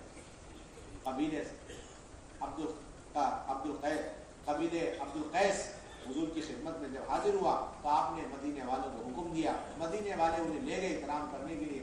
एक दिन के अंदर दोबारा वापस बुला के कारगुजारी ली कि तुमने इकराम कैसा पाया, तो उन्होंने बताया कि खैरुल इख्वानी अलानु फुरुशना व अताबु मतअमना व बातु वस्बहु युअल्लिमुना किताब रब्बिना व सुन्नत नबीना। इन्होंने लजीज खाने भी खिलाए, नरम बिस्तरे बिछाए और दिन और रात लग, ये असल जुमला है, दिन और रात लगकर इन्होंने हमें अल्लाह का कलाम सिखलाया और नबी पाक अलैहिस्सलाम की सुन्नतें सिखलाई। जब घरों के अंदर दिन और रात का सिलसिला, तो आप बताओ मस्जिदों के अंदर 24 घंटे का कैसा सिलसिला हो। और यहाँ तो हमारी सारी मेहनत कोशिश ही 2-2.5 घंटे की रहे। आप बड़े खुश हुए और फिर 1 हफ्ते का अगला रुख उनको बना के भेज दिया, 1 हफ्ते के लिए। इस तरह हज़रात सहाबा के घरों में ठहराया जाता था ताकि इकराम भी हो और फिर जो कुछ दीन उनकी अमली जिंदगी में घरों में आ चुका है वो इन आने वाले नए मेहमानों को सिखाया जाए। आपके जमाने में खातून अपने एक बेटे को लेकर दीन में दाखिल हुई और मदीना हिजरत करके आई। आपने खातून को खवातीन के हवाले और उनके बेटे को असहाब सुफा के हवाले किया। चंद दिन में उनके बेटे का इंतकाल हुआ और गुस्ल देके, कफन देके आखिरी दीदार के लिए तैयार रखा गया जनाजा और उनकी वालिदा को बुलाया गया। वालिदा आकर के पांव की तरफ बैठ करके अल्लाह से रो के दुआएं मांगती रही कि अल्लाह आप इसे जिंदा करने पर कादिर हैं, अब भी और बाद में भी, लेकिन बाद में आप जिंदा करेंगे तो आपके दीन का कोई फायदा नहीं। मेरे कबीले वाले बदजन होकर के दीन से मुतनफिर हो जाएंगे और अभी अगर आप जिंदा कर देंगे तो मेरे सारे कबीले वाले दीन में दाखिल हो सकते हैं। अल्लाह आप इसे जिंदा कर दें। ये दुआ मांगती रही। थोड़ी देर में कफन का कपड़ा हिला और वो बेटा कफन का कपड़ा हटा के उठ करके बैठ गया। और हजरत अनस फरमाते हैं रज़ी अल्लाह तआला अन्हु कि दोपहर का खाना उस नौजवान ने हमारे साथ खाया और उसके बाद माँ और बेटे दोनों लंबे अरसे जिंदा रहे और उसके बाद माँ का पहले इंतकाल हुआ और बेटे का बाद में इंतकाल हुआ। बड़े इमाम से हयात साहबा में वाक़यात नकल किए हज़रत इमाम ने क्यों ये दिखलाने और बतलाने के लिए कि उस जमाने में तर्ज का क्या सिलसिला था, किस तरह एक आने वाली नई से नई खातून का इन घरों में रहने से चंद दिन में ऐसा अल्लाह से लिंक और ताल्लुक कि अपने मरे हुए बेटे को जिंदा कर लिया। तो उस घर की खवातीन का खुद अल्लाह से कितना गहरा ताल्लुक है, इससे पता लगाई। ये बुनियादी चीज है जिसे हमने बोला भी। अब तो एक प्रोग्राम बन गया घरों का क़याम, एक रजिस्टर, एक फाइल हम मेंटेन करते हैं, उसके अंदर 15, 20, 25 मकान है और फिक्सड प्राइस की तरह फिक्सड होम है, इसके अलावा किसी और घर में क़याम नहीं होता। और शराइत हजरत तो उस दिन बड़े अफसोस के साथ एक शुभ आया, उनके सामने ये बात हजरत ने कही थी कि आप लोगों ने अपने तौर से अपने अपने तजर्बों से मन घड़त शर्तें लगा दी घरों में क़याम के लिए, जिसकी वजह से जन्नत की तरफ जाने का बेपर्दगी के दरवाजे खवातीन के लिए खुल गए और जन्नत में जाने के दरवाजे बंद हो गए। اپنے تجربے سے شرطیں لگا دی گھروں میں قیام کے. حالانکہ یہاں سے بار بار یہ بات کہی جا رہی, پورے عالم کے لیے بات کہی جا رہی کہ صرف پردے کے علاوہ اور کوئی شرط نہیں گھروں میں قیام. میں یہ دیکھنا گھر والی کا وقت لگا کہ نہیں لگا کبھی نہیں دیکھنا, گھر والے کا وقت لگا کہ نہیں لگا کبھی نہیں دیکھنا, اور اس گھر کے اندر کیا فیسلٹیز ہیں, انتظامات ہیں, اس کے دیکھنے کی کوئی گنجائش نہیں. حیادار کو کہہ سکتے ہیں, ہوادار کہنے کی آپ کو گنجائش نہیں. آپ نے ہوادار بات چلا, حیادار ہو, ہوادار ہو, فنادار ہو, کوئی مشاعرہ تو نہیں ہو رہا کہ آپ مخفف مسجع عبارتوں میں کچھ بھی کہتے چلے جائیں. آپ کو اندازہ نہیں ہوادار کے اس جملے نے کتنے لوگوں کو جہنم کے کنارے پہ پہنچا دیا. وہ محروم ہو گئے ہمیشہ کے لیے. کیوں؟ یہ شرط ہے حیادار اور ہوادار. حیادار تو ہے لیکن ہوادار نہیں. کراس وینٹیلیشن ہمارے یہاں نہیں. اب ہم جماعت کا استعمال کیسے کر سکتے ہیں؟ سارے گھر محروم ہو گئے مستورات کی جماعتوں کے استقبال سے. آئندہ موت تک ان جملوں کو چلانے کی گنجائش نہیں. حیادار آپ بول سکتے ہیں, ہوادار کبھی نہیں بول سکتے. ہم تو یہ کہہ رہے اس گھر میں بھی ہم قیام کرانا چاہتے ہیں جس گھر میں قیامت تک کے لیے ہوا کا گزر بسر نہیں ہو سکتا, اس گھر میں بھی ہم قیام کرانا چاہتے ہیں. اور آپ ہوادار کی شرطیں لگا کے امت کی ماں بہنوں کو ہدایت سے محروم کرنے کی فکروں میں لگے. کوئی گنجائش نہیں. 3 کمروں کی شرطیں لگاتے, کوئی گنجائش نہیں. ایک حال ہونا ضروری سمجھتے, کوئی گنجائش نہیں ان سب چیزوں کو دیکھنے. 3 کمرے ہوں گے کیوں ہوں گے, حال ہوگا کیوں ہوگا, کوئی گنجائش نہیں. دور نبوت میں 3 کمرے ہال وال کے سلسلے سے کچھ نہیں تھا. جتنے تنگ مکان میں, چھوٹے مکان میں اور کمزور سے مکان میں, کچے مکان میں جس طرح وہ خواتین رہا کرتی تھی, اسی حال میں تکالیف اور تنگیوں پریشانیوں کے ساتھ, گرمیوں کے ساتھ, سردیوں کے ساتھ, بغیر کسی انتظامات کے آنے والے مہمانوں کو ٹھہرا دیا گیا اور دین سکھلا دیا. ہم تو اس وقت پہ لانا چاہتے ہیں. ان سب چیزوں کو دیکھنا یہ تنظیمی مزاج کی علامت ہے. دعوت کی مزاج سے اس کا کوئی تعلق نہیں. تنظیمی مزاج آپ یہ سب چیزیں دیکھیں. اور گھر کے اندر جمع ٹھہرانا, ابھی تک ایک بڑا طبقہ وہی سمجھتا ہے گھروں کے اندر جماعت کو ٹھہرانا برکتن برکت کے لیے ہے. حالانکہ حضرت فرما رہے ہیں یہ ابواب ردت کو بند کرنے کے, ردت اور ارتداد کے دروازوں کا بند کرنے کا سب سے بنیادی راستہ ہے گھر گھر کے اندر جماعت کو ٹھہرانا. اور آگے بڑی عجیب بات حضرت نے فرمائی کہ ہم ابھی تک صرف مبلغین جن کا وقت لگا ہوا اللہ کے راستے میں صرف ان کی تشکیل کرتے ہیں, ان کے نام لکھ کے رکھتے ہیں رجسٹر میں کہ ہاں بھائی ان کا وقت لگا, ان کا وقت لگا, ان کے گھر میں جماعت ٹھہرے گی 30-40 مکان. حضرت کہتے ہیں نہیں, اس کے آگے آؤ, مصلی ایک مصلی کی خوشامد کرو, اپنے گھر میں جماعت لے لو. یہ بھی ناکافی ہے امت کے طرف آنے والے بے دینی کے سیلاب کو روکنے کے لیے, بلکہ ایک مسلمان کی تشکیل ہے, صرف اس کا نام عبداللہ عبدالرحمان, اس کے علاوہ اس کا کوئی نام و نشان نہیں, مسجد کے اعمال سے کوئی تعلق نہیں. اس کا ہم خوشامد کریں گے اپنے گھر میں جماعت ٹھہراؤ. لیکن مسلمان کی خوشامد کرنی اپنے گھر میں جماعت ٹھہرائیے.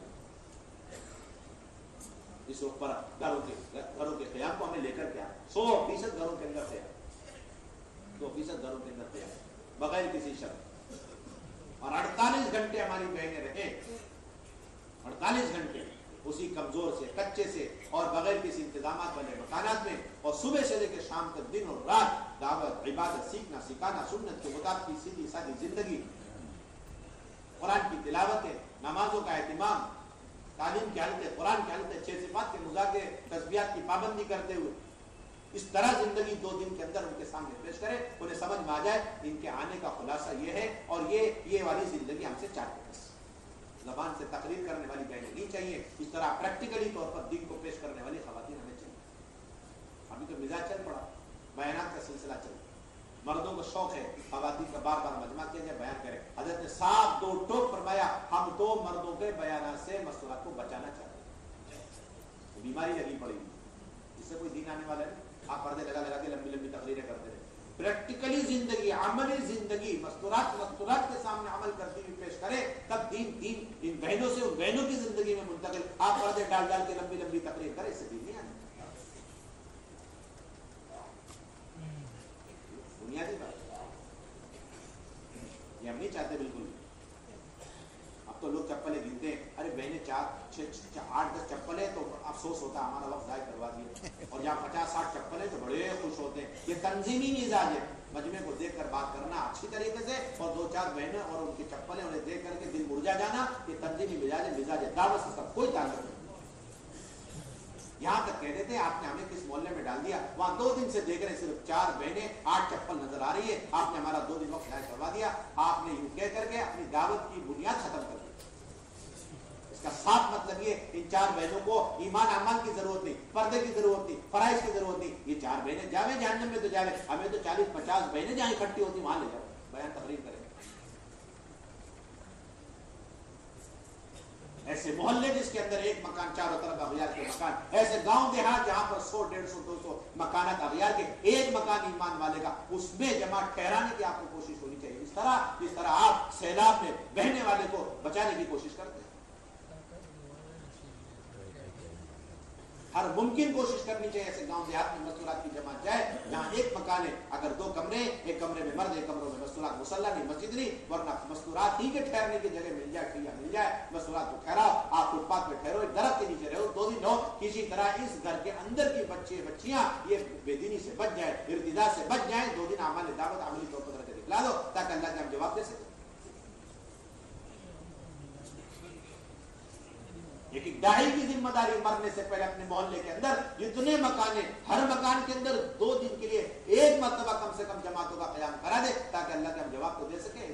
ان کے سامنے دین کی دعوت پیش کرنے کا مصروف جو طریقہ تھا وہ ہم نے ایک مرتبہ کوشش کر کے پیش کیا ہے جو ہمارے بس میں. ورنہ اگر آپ نے یہ 3-4 مکان ایک محلے میں طے کر کے یہی جماعت آپ ٹھہراتے رہے اور ان سارے مکانات کو مستورات کی جماعتوں کے استقبال سے محروم رکھا, کل قیامت میں آپ کا سوال جواب شروع ہو جائے.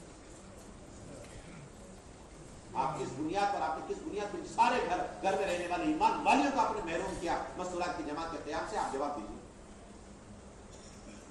آپ نے فرق کیسے کیا؟ فیسلٹی والے, انتظامات والے, اور ان گھروں کے اندر کھانے پینے کا نظر نہیں ہے, وہ ہے آپ نے انہیں جماعت دے دی اور ان کو جماعت دیتے چلے گئے. اور یہ بیچارے غریب غربا مسکین جو دین کے محتاج, ان کا دین کے اندر پورا حصہ تھا لیکن ان کو آپ نے جماعت نہیں دی, اور یہ بیچارے آپ کے مشورے میں آ کے جماعت دے بھی نہیں سکتے. آپ کبھی دیکھتے بھی نہیں جھگی جھوپڑ پٹی میں رہنے والوں کو کہ ان کو بھی ہدایت چاہیے, ان تک بھی دین کی دعوت اور کلمے کی دعوت پہنچنی چاہیے, اس لیے ان کے پاس بھی جماعتیں اتارنی چاہیے. ہم کبھی سوچتے بھی نہیں. لوگوں شرطیں لگا دی ہمارے ساتھ, ٹوائلٹ باتھ روم اٹیچ ہونا چاہیے.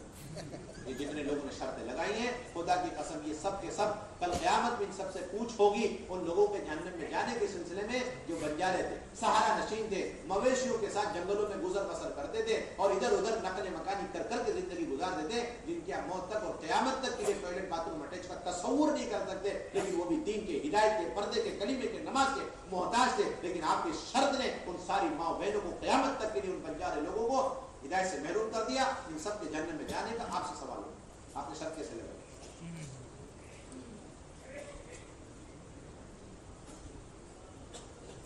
ہمیں تو بس مکان چاہیے, مکین ہو, مکان ہو, بس اس کے علاوہ ہمیں کچھ نہیں ہے. دروازے نہیں, چٹخنی نہیں, کنڈی نہیں, اور کچھ بھی نہیں ہے.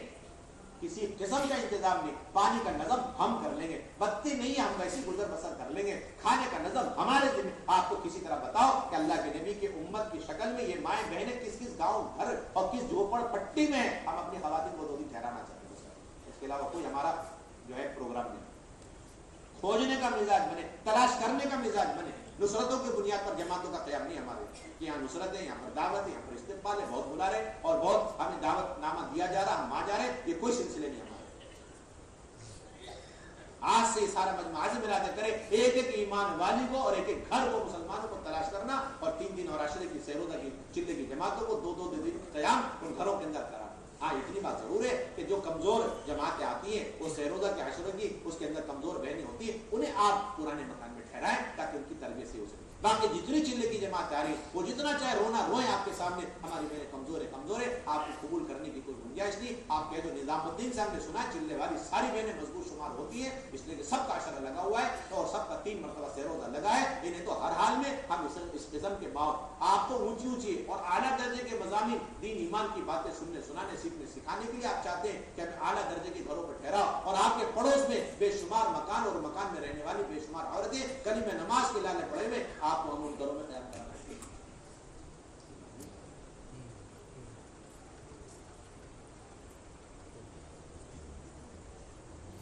ابھی تک یہ حال ہے کہ مستورات کی جماعت قیام یہ بات آتے کے ساتھ وہ چند مکانات ہمارے سامنے بالکل آ جاتے. باقی امت کی تمام مائیں بہنیں اور یہ سارے مکانات ابھی تک ہمارے وہم و گمان میں, تصور میں تک نہیں, ہمارے مشورے کا کوئی عنوان نہیں.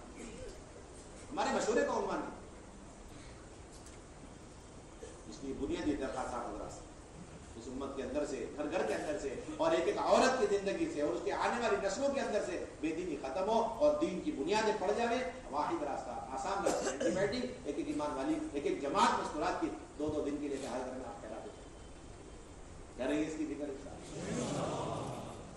اسی طرح بنیادی ذمہ داری ہے کہ خواتین کا کام مضبوط اور پختہ ہو، جماعت نقد نکلے تقاضوں کے لیے اندرون سے لے کے پورے عالم کے لیے. اس کے لیے ایک بڑی اہم اور بنیادی ذمہ داری ہے ہر 6 مہینے میں ایک مرتبہ مستورات کی جماعت، مستورات قدیمات کا جوڑ کا سلسلہ، مستورات کی قدیمات کا جوڑ کا سلسلہ، اس لیے تاکہ پورے عالم کے تقاضے پورے. یہ صرف جوڑ برائے جوڑ نہیں ہے کہ پہلی مجلس آپ کی، دوسری مجلس میری، اور اچھی تقریر ہو گئی، مذاکرے ہو گئے اور اس کے بعد خالی کر دیا. یہ سلسلہ نہیں ہے. اس جوڑ کا ہر کس مقصد میں حضرت بار بار کہہ چکے قوت کے ساتھ، اس جوڑ کا مقصد نقد جماعت مستورات کی نکالنا. بار بار پچھلے پنجاب کا جوڑ ہوا اور اسی طریقے سے آپ کا ایم پی آیا اور راجستھان آیا. ان سارے جوڑوں میں حضرت نے بات قوت سے فرمائی کہ قدیمات کا جوڑ 6 ماہی جوڑ جو 6 مہینے میں ہوگا وہ بیان تقریر کے لیے ہرگز نہیں ہوگا. وہ نقد 100% جتنی پرانی بہنیں ان سب کو اللہ کے راستے میں نکالنے کی ضرورت ہے. حیرت کی بات ہے، فرمائے تعجب کی بات ہے، مردوں کا جوڑ ہوتا ہے وہ برائے نام نہیں ہوتا، برائے جوڑ نہیں ہوتا. وہ تو سارے مردوں کو، پرانوں کو، اندرون سے لے کے بیرون تک کے سارے تقاضوں پر انہیں پھیلانے کے لیے. لیکن قدیمات کا جوڑ 6 مہینے میں اتنی مشکل سے ہوتا ہے. لیکن ابھی تک ان کو اللہ کے راستے میں نقد نکالنا یہ ہم نے اپنے جوڑوں کا عنوان اور موضوع نہیں بنا. آج کے بعد یہ مجمع ارادہ کرے کہ یہ 6 ماہی کے جوڑ میں ہم عالم کا جو چھوٹا بڑا تقاضا ہمیں ملے گا انشاءاللہ ہفتہ واری تعلیم، اس کے بعد 6 ماہی جوڑ، اس کے ذریعے ہم اسے مکمل کریں. 3 مہینے 3 مرتبہ سیروزہ لگائی ہوئی بہنیں آئیں گی، عشرے والی بہنیں شریک ہوں گی، چلے والی بہنیں شریک ہوں گی، 2 ماہ بیرون والی شریک ہوں گی، اور نصرت میں وقت لگائی ہوئی بہنیں شریک ہوں گی. 5 قسم کی بہنوں کا جوڑ، 30 سے 40 جوڑے، زیادہ تعداد میں جوڑنا، 30 سے 40 جوڑے. اس کے زیادہ تعداد میں اکٹھا کرنا مقصود ہے. کم سے کم تعداد میں اکٹھی ہو خواتین پرانی، تاکہ انہیں 100% وصول کر سکے جماعت بندیوں سے. وہ کھانے کا کوئی نظم نہیں، نہ اجتماعی نہ انفرادی. اور مردوں کی شرکت لازمی ہے تاکہ جماعت بندی ہاتھ ہاتھ ہو سکے، نقد ہو سکے. مرد شریک نہیں ہوں گے تو یہ پھر ہفتواری تعلیم کا عنوان بن کے رہ جائے گا. یہ قدیمات کا جوڑ نہیں ہوا اور اس سے وہ فوائد اور مقاصد حاصل نہیں ہوں گے جس کے لیے جوڑ کیا جاتا ہے. مردوں کی شرکت لازمی ہے. 40 مہینے تو 40 مرد ہونے چاہیے تاکہ جماعت بندی اسی وقت. اور اس میں قواعد کے پرچے اہتمام کے ساتھ، عشرہ کا، چلے کے اور 2 مہینے بیرون کے قواعد کے پرچے ساتھ میں لے کر بیٹھنے چاہیے. اہتمام 3 باتوں کا مشورہ پہلے سے ہو جائے. استقبال میں کون رہے گا مستورات میں، اندر باہر، اور اسی طریقے سے کتابی تعلیم کون کرائے مردوں میں اور عورتوں میں، اور پھر تشکیل کون کرے مردوں میں اور عورتوں میں. یہ 3 باتیں پہلے سے.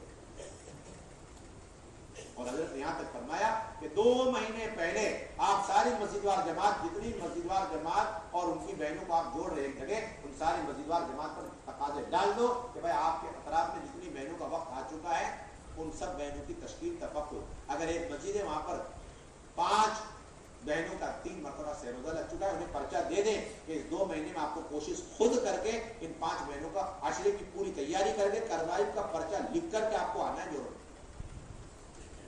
اس پر لاؤ آپ اپنے جوڑ.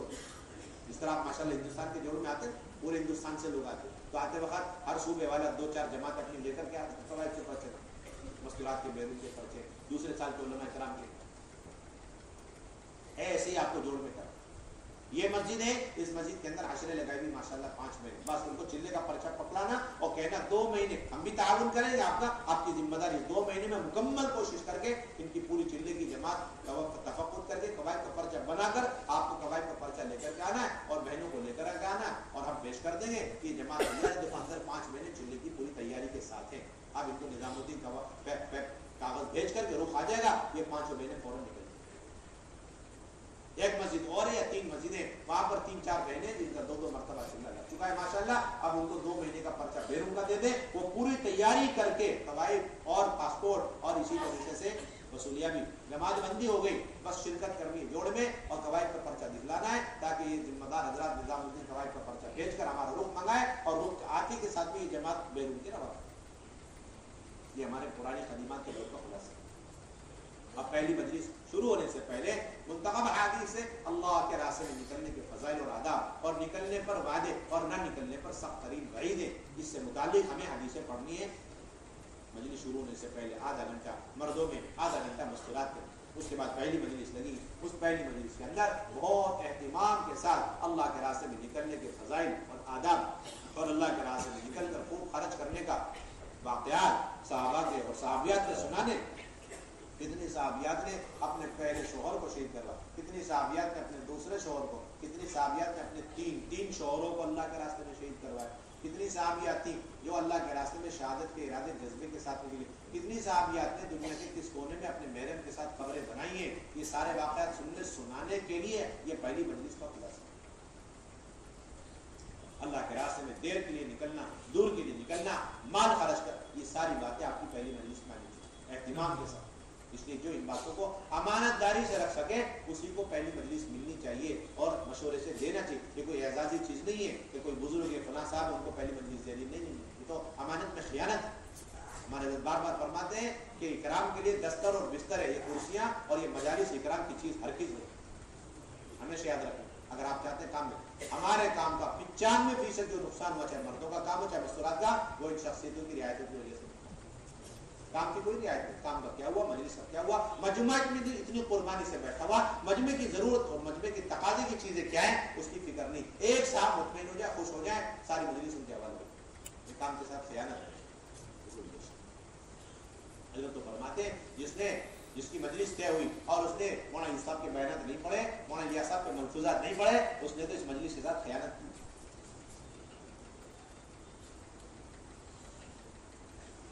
اللہ نے بڑوں پر ان کی قربانی پر قرآن حدیث کی روشنی میں اس کام کے ایسے اصول ضابطے بالکل موتی کی طرح نکال کے رکھ دیے کہ ان قربانیوں کے بغیر یہ چیزیں نکل کر سامنے نہیں آتی۔ اس لیے ان کا نقل کرنا اور اس کو پیش کرنا یہ کام کے معیار کو اصول کو سمجھنے کے لیے بنیادی شرط۔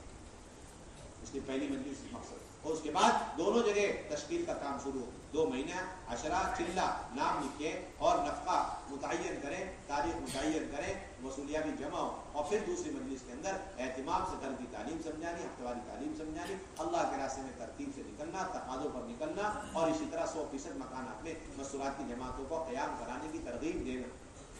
بلکہ اس بات کی آپ فکر کریں، کوشش کریں ہر ضلع میں، ہر گاؤں میں، ہر حلقے میں 10 15 20 25 خواتین ایسی زائد اسٹیپنی کے طور پر تیار رہا کرے تقاضے پر کہ کبھی بھی اس ضلع اور ضلع کے باہر گاؤں قریے سے کوئی بھی جماعت سیر و عاشری کی تیار ہو جائے تو اس کے بعد تو فوراً یہ جوڑا ہمارا پرانا اسے لے کر کے چلے جائے۔ آج کے بعد ان جوڑوں کو کینسل کرنے کے مشورے کے لیے ہمیں بیٹھنے کی ضرورت نہ پیش ہے۔ تقاضے ایکسٹرا تیار رہنے چاہیے، تقاضوں پر جوڑے تیار رہنے چاہیے۔ اور یہ بات بھی یاد رہے کہ اگر کوئی قصبہ ہے اور وہاں پر صرف 3 دن لگائی ہوئی پہنے ہی 30 40 ہے، عشرے والی نہیں، چلنے والی نہیں ہے، ان کا جوڑ آپ ہر 6 مہینے میں مستقل اسی قصبے میں کریں گے، نہ ان کا جوڑ چھوڑنا ہے نہ ان کو شہر میں لے کر جانا، نہ ان کا جوڑ چھوڑنا نہ انہیں شہر میں لے کر جانا، ان کا جوڑ سیپریٹ مستقل ہوگا ہر 6 مہینے میں، تاکہ وہ ساری 3 دن والے عشرے میں نکلیں۔ اور اسی طرح 30 40 جوڑے نہیں ہیں، صرف 10 15 ہی ہیں تو ان کا بھی مستقل جوڑ ہوتا رہے۔ یہ دونوں باتیں آپ کے ذہن میں رہنی چاہیے۔ اب آپ غور کریں گے تو پتہ چلے گا بے شمار قصبے گاؤں دیہات ایسے ہیں کہ وہاں پر جوڑ ہو سکتے تھے لیکن ہم نے جوڑ نہیں کیے، نہ ان خواتین کو اپنے پاس بلا سکے اور نہ ہی ہم نے جوڑ ان کے گاؤں میں جا کے مستقل کیے۔ اگر صرف 3 دن لگائی ہوئی پہلے کسی گاؤں قصبے میں 30 40 ہے، ان کا جوڑ مستقل ہوتا رہے گا تاکہ سب کا عشرہ لے۔ اور کسی گاؤں میں صرف عشرے والی بہنیں ہیں، ان کا جوڑ بھی مستقل ہوتا رہے گا تاکہ وہ آگے بڑھتی چلی جائے، چلہ لگائیں بیرون لگائیں۔ وہ کہیں 40 50 ہے ان کا بھی جوڑ، اور اگر کہیں پر صرف 10 15 بہنیں ان کا جوڑ مستقل ہو۔ دعوت کی سنتوں میں اہم ترین بنیادی سنت ہمیں یہ ملتی ہے کہ حضرات صحابہ جس طرح اللہ کے راستے میں اپنی جان و مال کو لے کر دور کے لیے دیر کے لیے نکلا کرتے تھے، بیعین اسی طریقے سے صحابیات اللہ کے راستے میں دیر اور دور کے لیے نکلا کرتے، اور نکل کر جتنی تکالیف ناگواریاں صحابہ نے برداشت کری وہ ساری تکالیف ناگواریاں صحابیات نے برداشت کری۔ اور اللہ کے راستے میں نکلنے میں جو مال مردوں نے خرچ کیا ویسے ہی مال خواتین نے خرچ کیا۔ مولانا یوسف رحمۃ اللہ علیہ بار بار تاکید سے فرمایا کرتے تھے کہ اللہ صحابہ رضی اللہ عنہ اجمعین کے مال کا سب سے اہم اور سب سے بڑا مصرف ہمیں سیرت میں اللہ کا راستہ ملا۔ سب سے زیادہ صحابہ نے اپنا مال جو لگایا وہ اللہ کے راستے میں، پورا کا پورا گھر خالی کر کے جھاڑو مار کے لا کر کے پیش کر. اسما رضی اللہ تعالی عنہ زبیر کو اللہ کے راستے میں بھیجنے اپنے شوہر کو, گھر میں کھانے کو نہیں, کچھ بھی نہیں, سارا انتظام کر کے بھیج دیا مکمل. کہتے گھر میں کچھ نہیں تھا کھانے اور مجھے اتنی شدید بھوک لگی. میرے سامنے والی پڑوسن یہودی عورت, اس کے گھر میں شوہر نے بکرا کاٹ کر کے سالن پکایا, اس کی مہک سے میرے اندر بھوک کی شدت اور بڑھ گئی. میں گئی آگ لینے کے بہانے سے تاکہ وہ میری بھوک کو سمجھ کر کے مجھے کچھ دے دے. اس نے مجھے آگ دے کے واپس لوٹا. میں آئی, آگ کو بجھایا, پھر گئی. اسی طرح اس مرتبہ وہ سمجھ جائے میری مجبوری اور کچھ گوشت سالن دے دے. اس نے اس مرتبہ تھوڑا اور آگ زیادہ دیا, واپس کر دیا. تیسری مرتبہ گئی, اس نے تیسری مرتبہ بہت زیادہ بھر کے آگ دے دی. میں آئی اور اس مرتبہ اس آگ کو بجھا کر کے روتی رہی. اتنے میں اس کا شوہر یہودی آیا. اس نے آ کر کے سب سے پہلے سوال کیا, سامنے جو عربن عورت ہے اس کو تم نے اس گوشت سالن میں سے دیا کہ نہیں دیا؟ جب تک اس میں سے نہیں دو گی اسے لے جا کر میں اس میں سے کچھ نہیں کھاؤں. یہ مثال ہے. اس طرح خواتین اپنا سب کچھ اپنے شوہروں کو دے دے کر اللہ کے راستے میں, اور خود ہی اللہ کے راستے میں جب جاتی تھی تو 2 سال بعد واپس آیا کرتی. حضرت اسما رضی اللہ تعالیٰ, صحابیات کا نکلنے کا معیار تو ہم نے دیکھا ہی نہیں آج تک. ہم تو اسی کو معیار سمجھ رہے, ہر تیسرے مہینے میں سہروزہ لگا لو, سال کا عشرہ لگا, 3 سال میں ایک مرتبہ چلہ لگا لو. یہ معیار, یہ تو معیار تک پہنچنے کا معمولی سا ایک راستہ ہے. اصل معیار صحابیات کا خروج ہے. اصل معیار کس کا خروج؟ اصل معیار تو صحابیات کا خروج.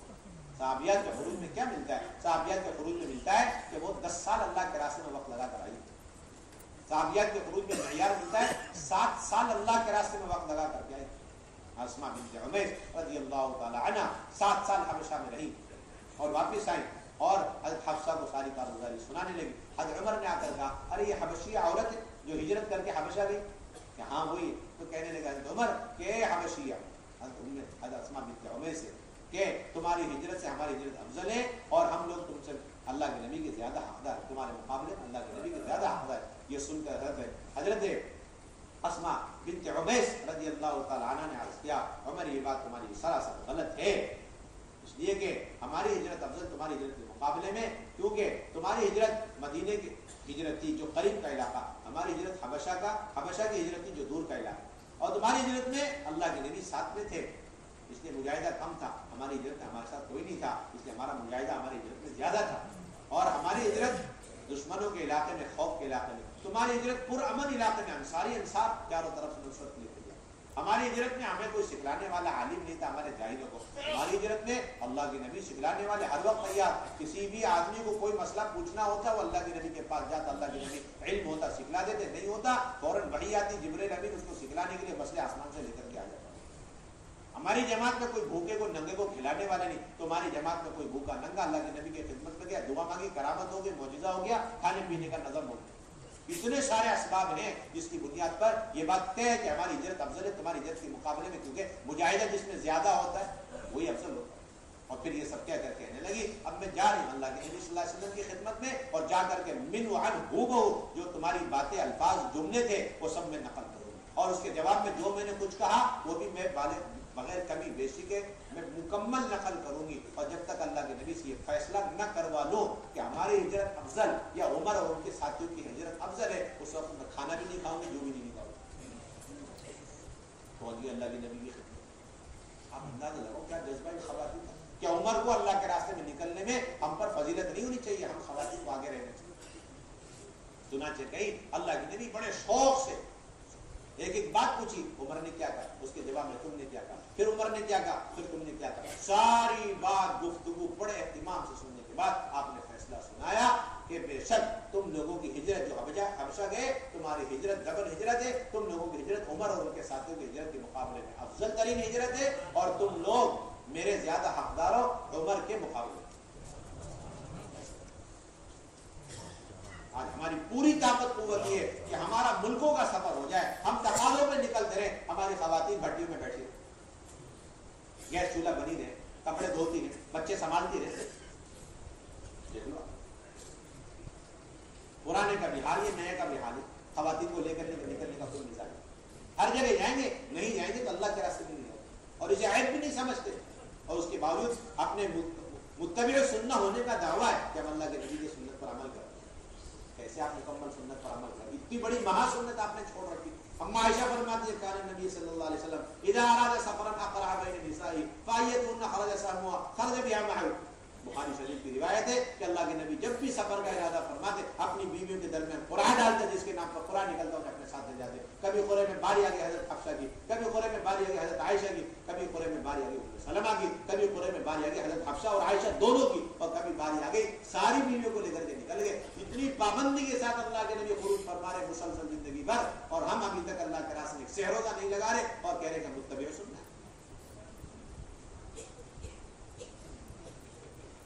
काम तो हमने अभी तक आधा ही किया है, जो मर्दों का काम कर रहे हैं मस्तूरात का, उनके वहम गुमान में नहीं है, उनका काम ही अधूरा नाकिस। मशवरे उठा के हम देख लें, अपनी मुलाकातें उठा के देख लें, मशवरा हो रहा है 1 घंटे का, 1.5 घंटे का, जोड़ हो रहा है 2 घंटे का, 3 घंटे का, सारा जोर, सारी ताकत, कुव्वत, सारी फिक्रें, सारी राय, सारे मशवरे, किसी तरह वो अमाल अच्छे हो, मजबूत हो, जिंदा हो, जिससे मर्दों को हिदायत मिल जाए, मर्द एक एक जहन्नम से बच के जन्नत में चले जाए। कभी हम इन मशवरों के अंदर, जोड़ों के अंदर, मुलाकातों के अंदर उन अमाल को भी जिंदा करने की उतनी ताकत, फिक्रें, कोशिशें, राय लगाते हैं, जिससे एक ईमान वाली जहन्नम से बच करके जन्नत में चली जाए, हर खातून जहन्नम से बच के जन्नत में चली जाए। और फिर कहते हैं हमारा मशवरा नहज नबूवत पर है। ये तो आपका नहज नबूवत से हटा हुआ मशवरा है, जिसके अंदर आप उम्मत के सिर्फ मर्दों की फिक्रें करें और उम्मत के इतने बड़े तबके खवातीन को आप छोड़ दें। आपका मशवरा नहज नबूवत से हटा हुआ। आपने उम्मत के तबके में तफरीक कर, उम्मत के इस तबके उम्मत के अंदर आपने तफरीक कर, ये मर्द मस्तूरात है। मर्दों का काम जरूरी है, मस्तूरात का काम जरूरी है। आप साबित नहीं कर सकते क़यामत तक कोई अल्लाह के नबी के ज़माने में ऐसा मशवरा हुआ जिसमें सहाबा और अल्लाह के नबी मौजूद हो और उस मशवरे में सिर्फ और सिर्फ इस उम्मत के मर्दों को जन्नत से निकालकर जन्नत में ले जाने की फिक्र की गई हो, और उस मशवरे में ख़वातीन को बालाए ताक़त रख दिया गया और उनके पर्दे, उनके सुन्नत शरीयत और उनके फ़राइज़ को जिंदा करने, उन्हें जहन्नम से बचाकर जन्नत में ले जाने की फिक्र न की गई हो। आप सीरत में एक मशवरा ऐसा साबित नहीं कर सकते। आज हमारे मशवरे के मशवरे इसी बुनियाद पर है, हर वक्त मर्दों की फिक्र, मस्तूरात की कोशिश। पुरुष की जो अहमियत हमारे नजदीक मर्दों के, खवातीन की, उसमें उशर अशर की कोई अहमियत नहीं। निकल रहे मर्दों में पुरुष पाबंदी से अपने मामूल वाला भी हो रहा, तकाजे वाला भी हो रहा, ये मामूल वाला भी मर्दों के साथ, तकाजे वाला भी मर्दों के साथ, अंदरून वाला मर्दों के साथ, बैरून वाला मर्दों के साथ, लंबे खरज मर्दों के साथ, मस्तूरात घर बैठे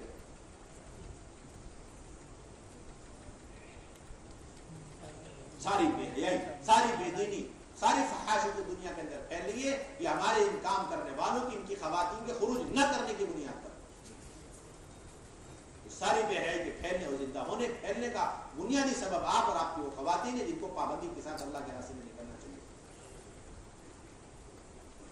इसको नफली काम समझ रहे हैं।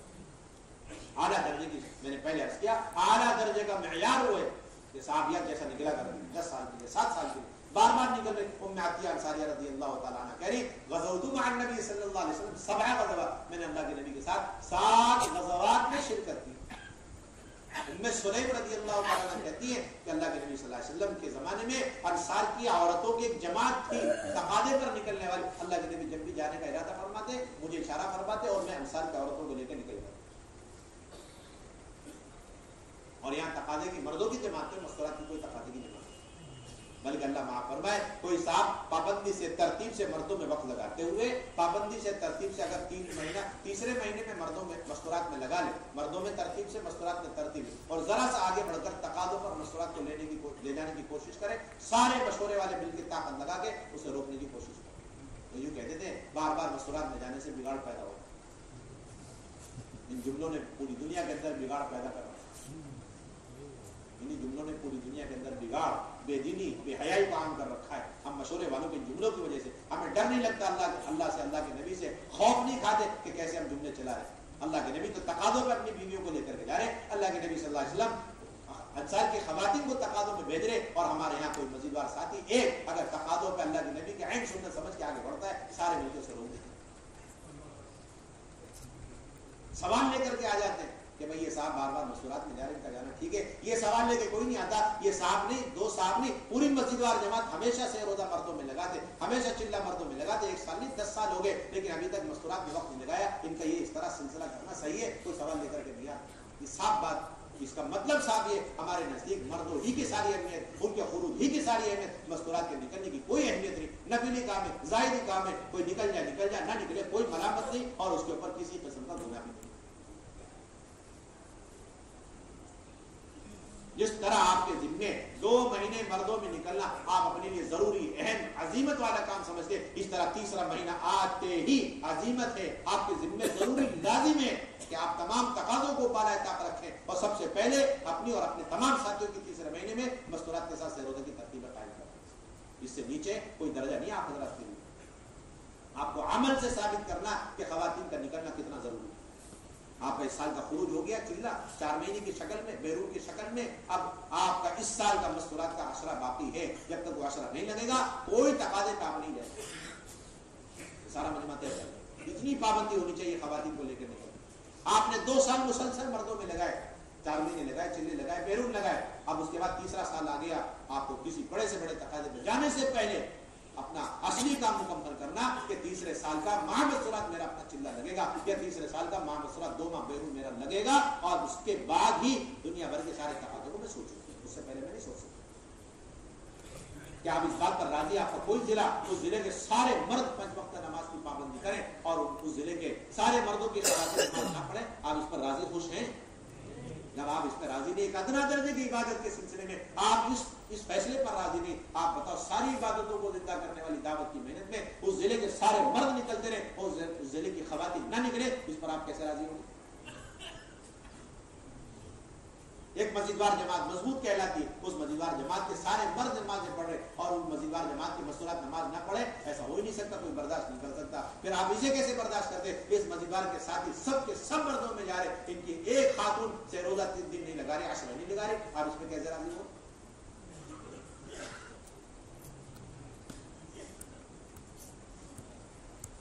بنیادی ذمہ داری، بڑے خسارے کی بات۔ اس زمانے کا سب سے بڑا ظلم ان مردوں کی طرف سے، کام کرنے والے ان مردوں کی طرف سے ان خواتین کے اوپر آج کا سب سے بڑا ظلم کہ یہ ہمیشہ مردوں میں جاتے رہے اور ان کی خواتین کو چھوڑ کر کے چلے جائے، اس سے بڑا کوئی ظلم نہیں، یہ سب سے بڑا ظلم ہے۔ ان کی ایک ایک صلاحیت فکری ہو، جسمانی ہو، ہر طرح کی پوری صلاحیت، طاقتیں اللہ نے دین کے کام ہی کے لیے دی۔ جس طرح ام سلمہ میں صلاحیت، حضرت عائشہ میں، حضرت خدیجہ میں جانی مانی طاقتیں، قوتیں، اور انہوں نے لگائی، قیامت تک اس امت کی ماں و بہنوں میں اللہ نے وہی طاقتیں کوٹ کے بھر کے رکھی ہیں، اس لیے تاکہ دعوت کا کام انجام دے سکے۔ کیوں؟ اس لیے کہ ان کے اوپر نبی کی نیابت میں مردوں کی طرح دعوت کی ذمہ داری لگائی گئی۔ اگر آپ نے ان کا استعمال نہ کیا، انہیں اللہ کے راستے میں نہ نکالا، گھروں کے اندر قیام کی شکلیں قائم نہیں کی، ان بہنوں کے اندر کی یہ ساری صلاحیتیں باطل اور بے حیائی کے پھیلنے میں لگے گی، آپ کو احساس تک نہیں۔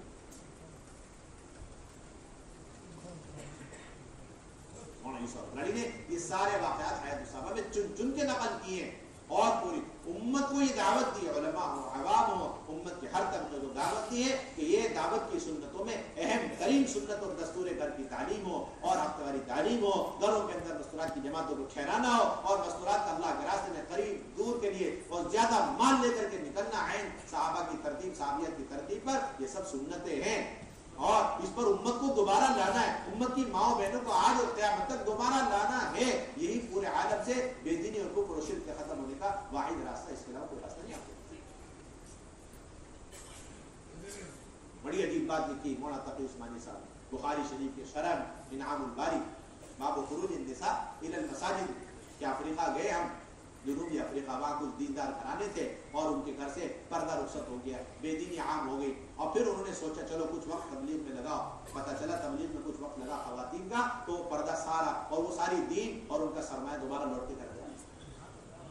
مولانا تقی عثمانی صاحب نے کارگزاری لکھی بخاری شریف کے حاشیے، بخاری شریف کے شرح انعام الباری 30 جلد، باب خروج النساء الى المساجد۔ مولانا یوسف لدھیانوی رحمۃ اللہ علیہ بڑے علماء میں، ہندوستان کے بڑے مفتیان کرام میں، آپ کے مسائل ان کا حل فتاوی کی مجموعہ ہے، اس سے کوئی مستغنی نہیں ہو سکتا۔ اس میں بار بار ان سے پوچھا گیا مستورات میں نکلنا کیسا، میں نکلنا چاہیے نہیں نکلنا چاہیے، آپ کی کیا رائے؟ کہنے کہ نکلنا چاہیے، میں خود نکلا ہوں اپنی بیوی کو لے کر، آنکھوں سے میں نے فائدہ محسوس کیا، نفع ہی نفع ہے، ہر ایک کو نکلنا چاہیے اپنی بیوی کو لے کر۔ مولانا یوسف لدھیانوی رحمۃ اللہ علیہ کہتے ہیں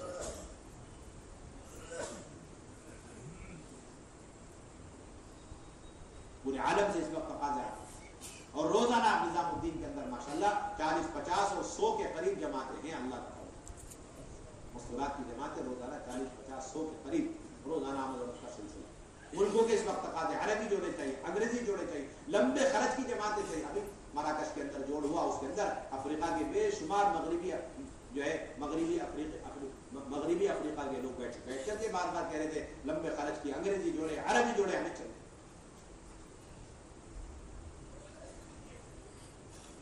اگر آپ نے دعوت کے اور اللہ کے راستے میں نکلنے میں اس مال کو خرچ نہ کیا جس طرح صحابہ اور صحابیات نے خرچ کیا تو یہ سارا مال خواہشات پر خرچ ہو، سارا مال کہاں پر خرچ ہو، سارا مال خواہشات پر خرچ ہو.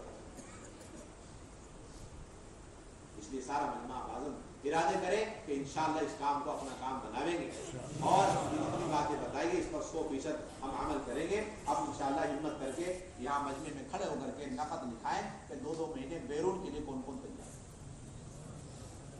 اطمینان سے ایک ایک کر کے نام لکھائیں. بیرون 2 مہینے کے لیے نقد لکھائیں، جماعت کی شکل میں، افراد کی شکل میں.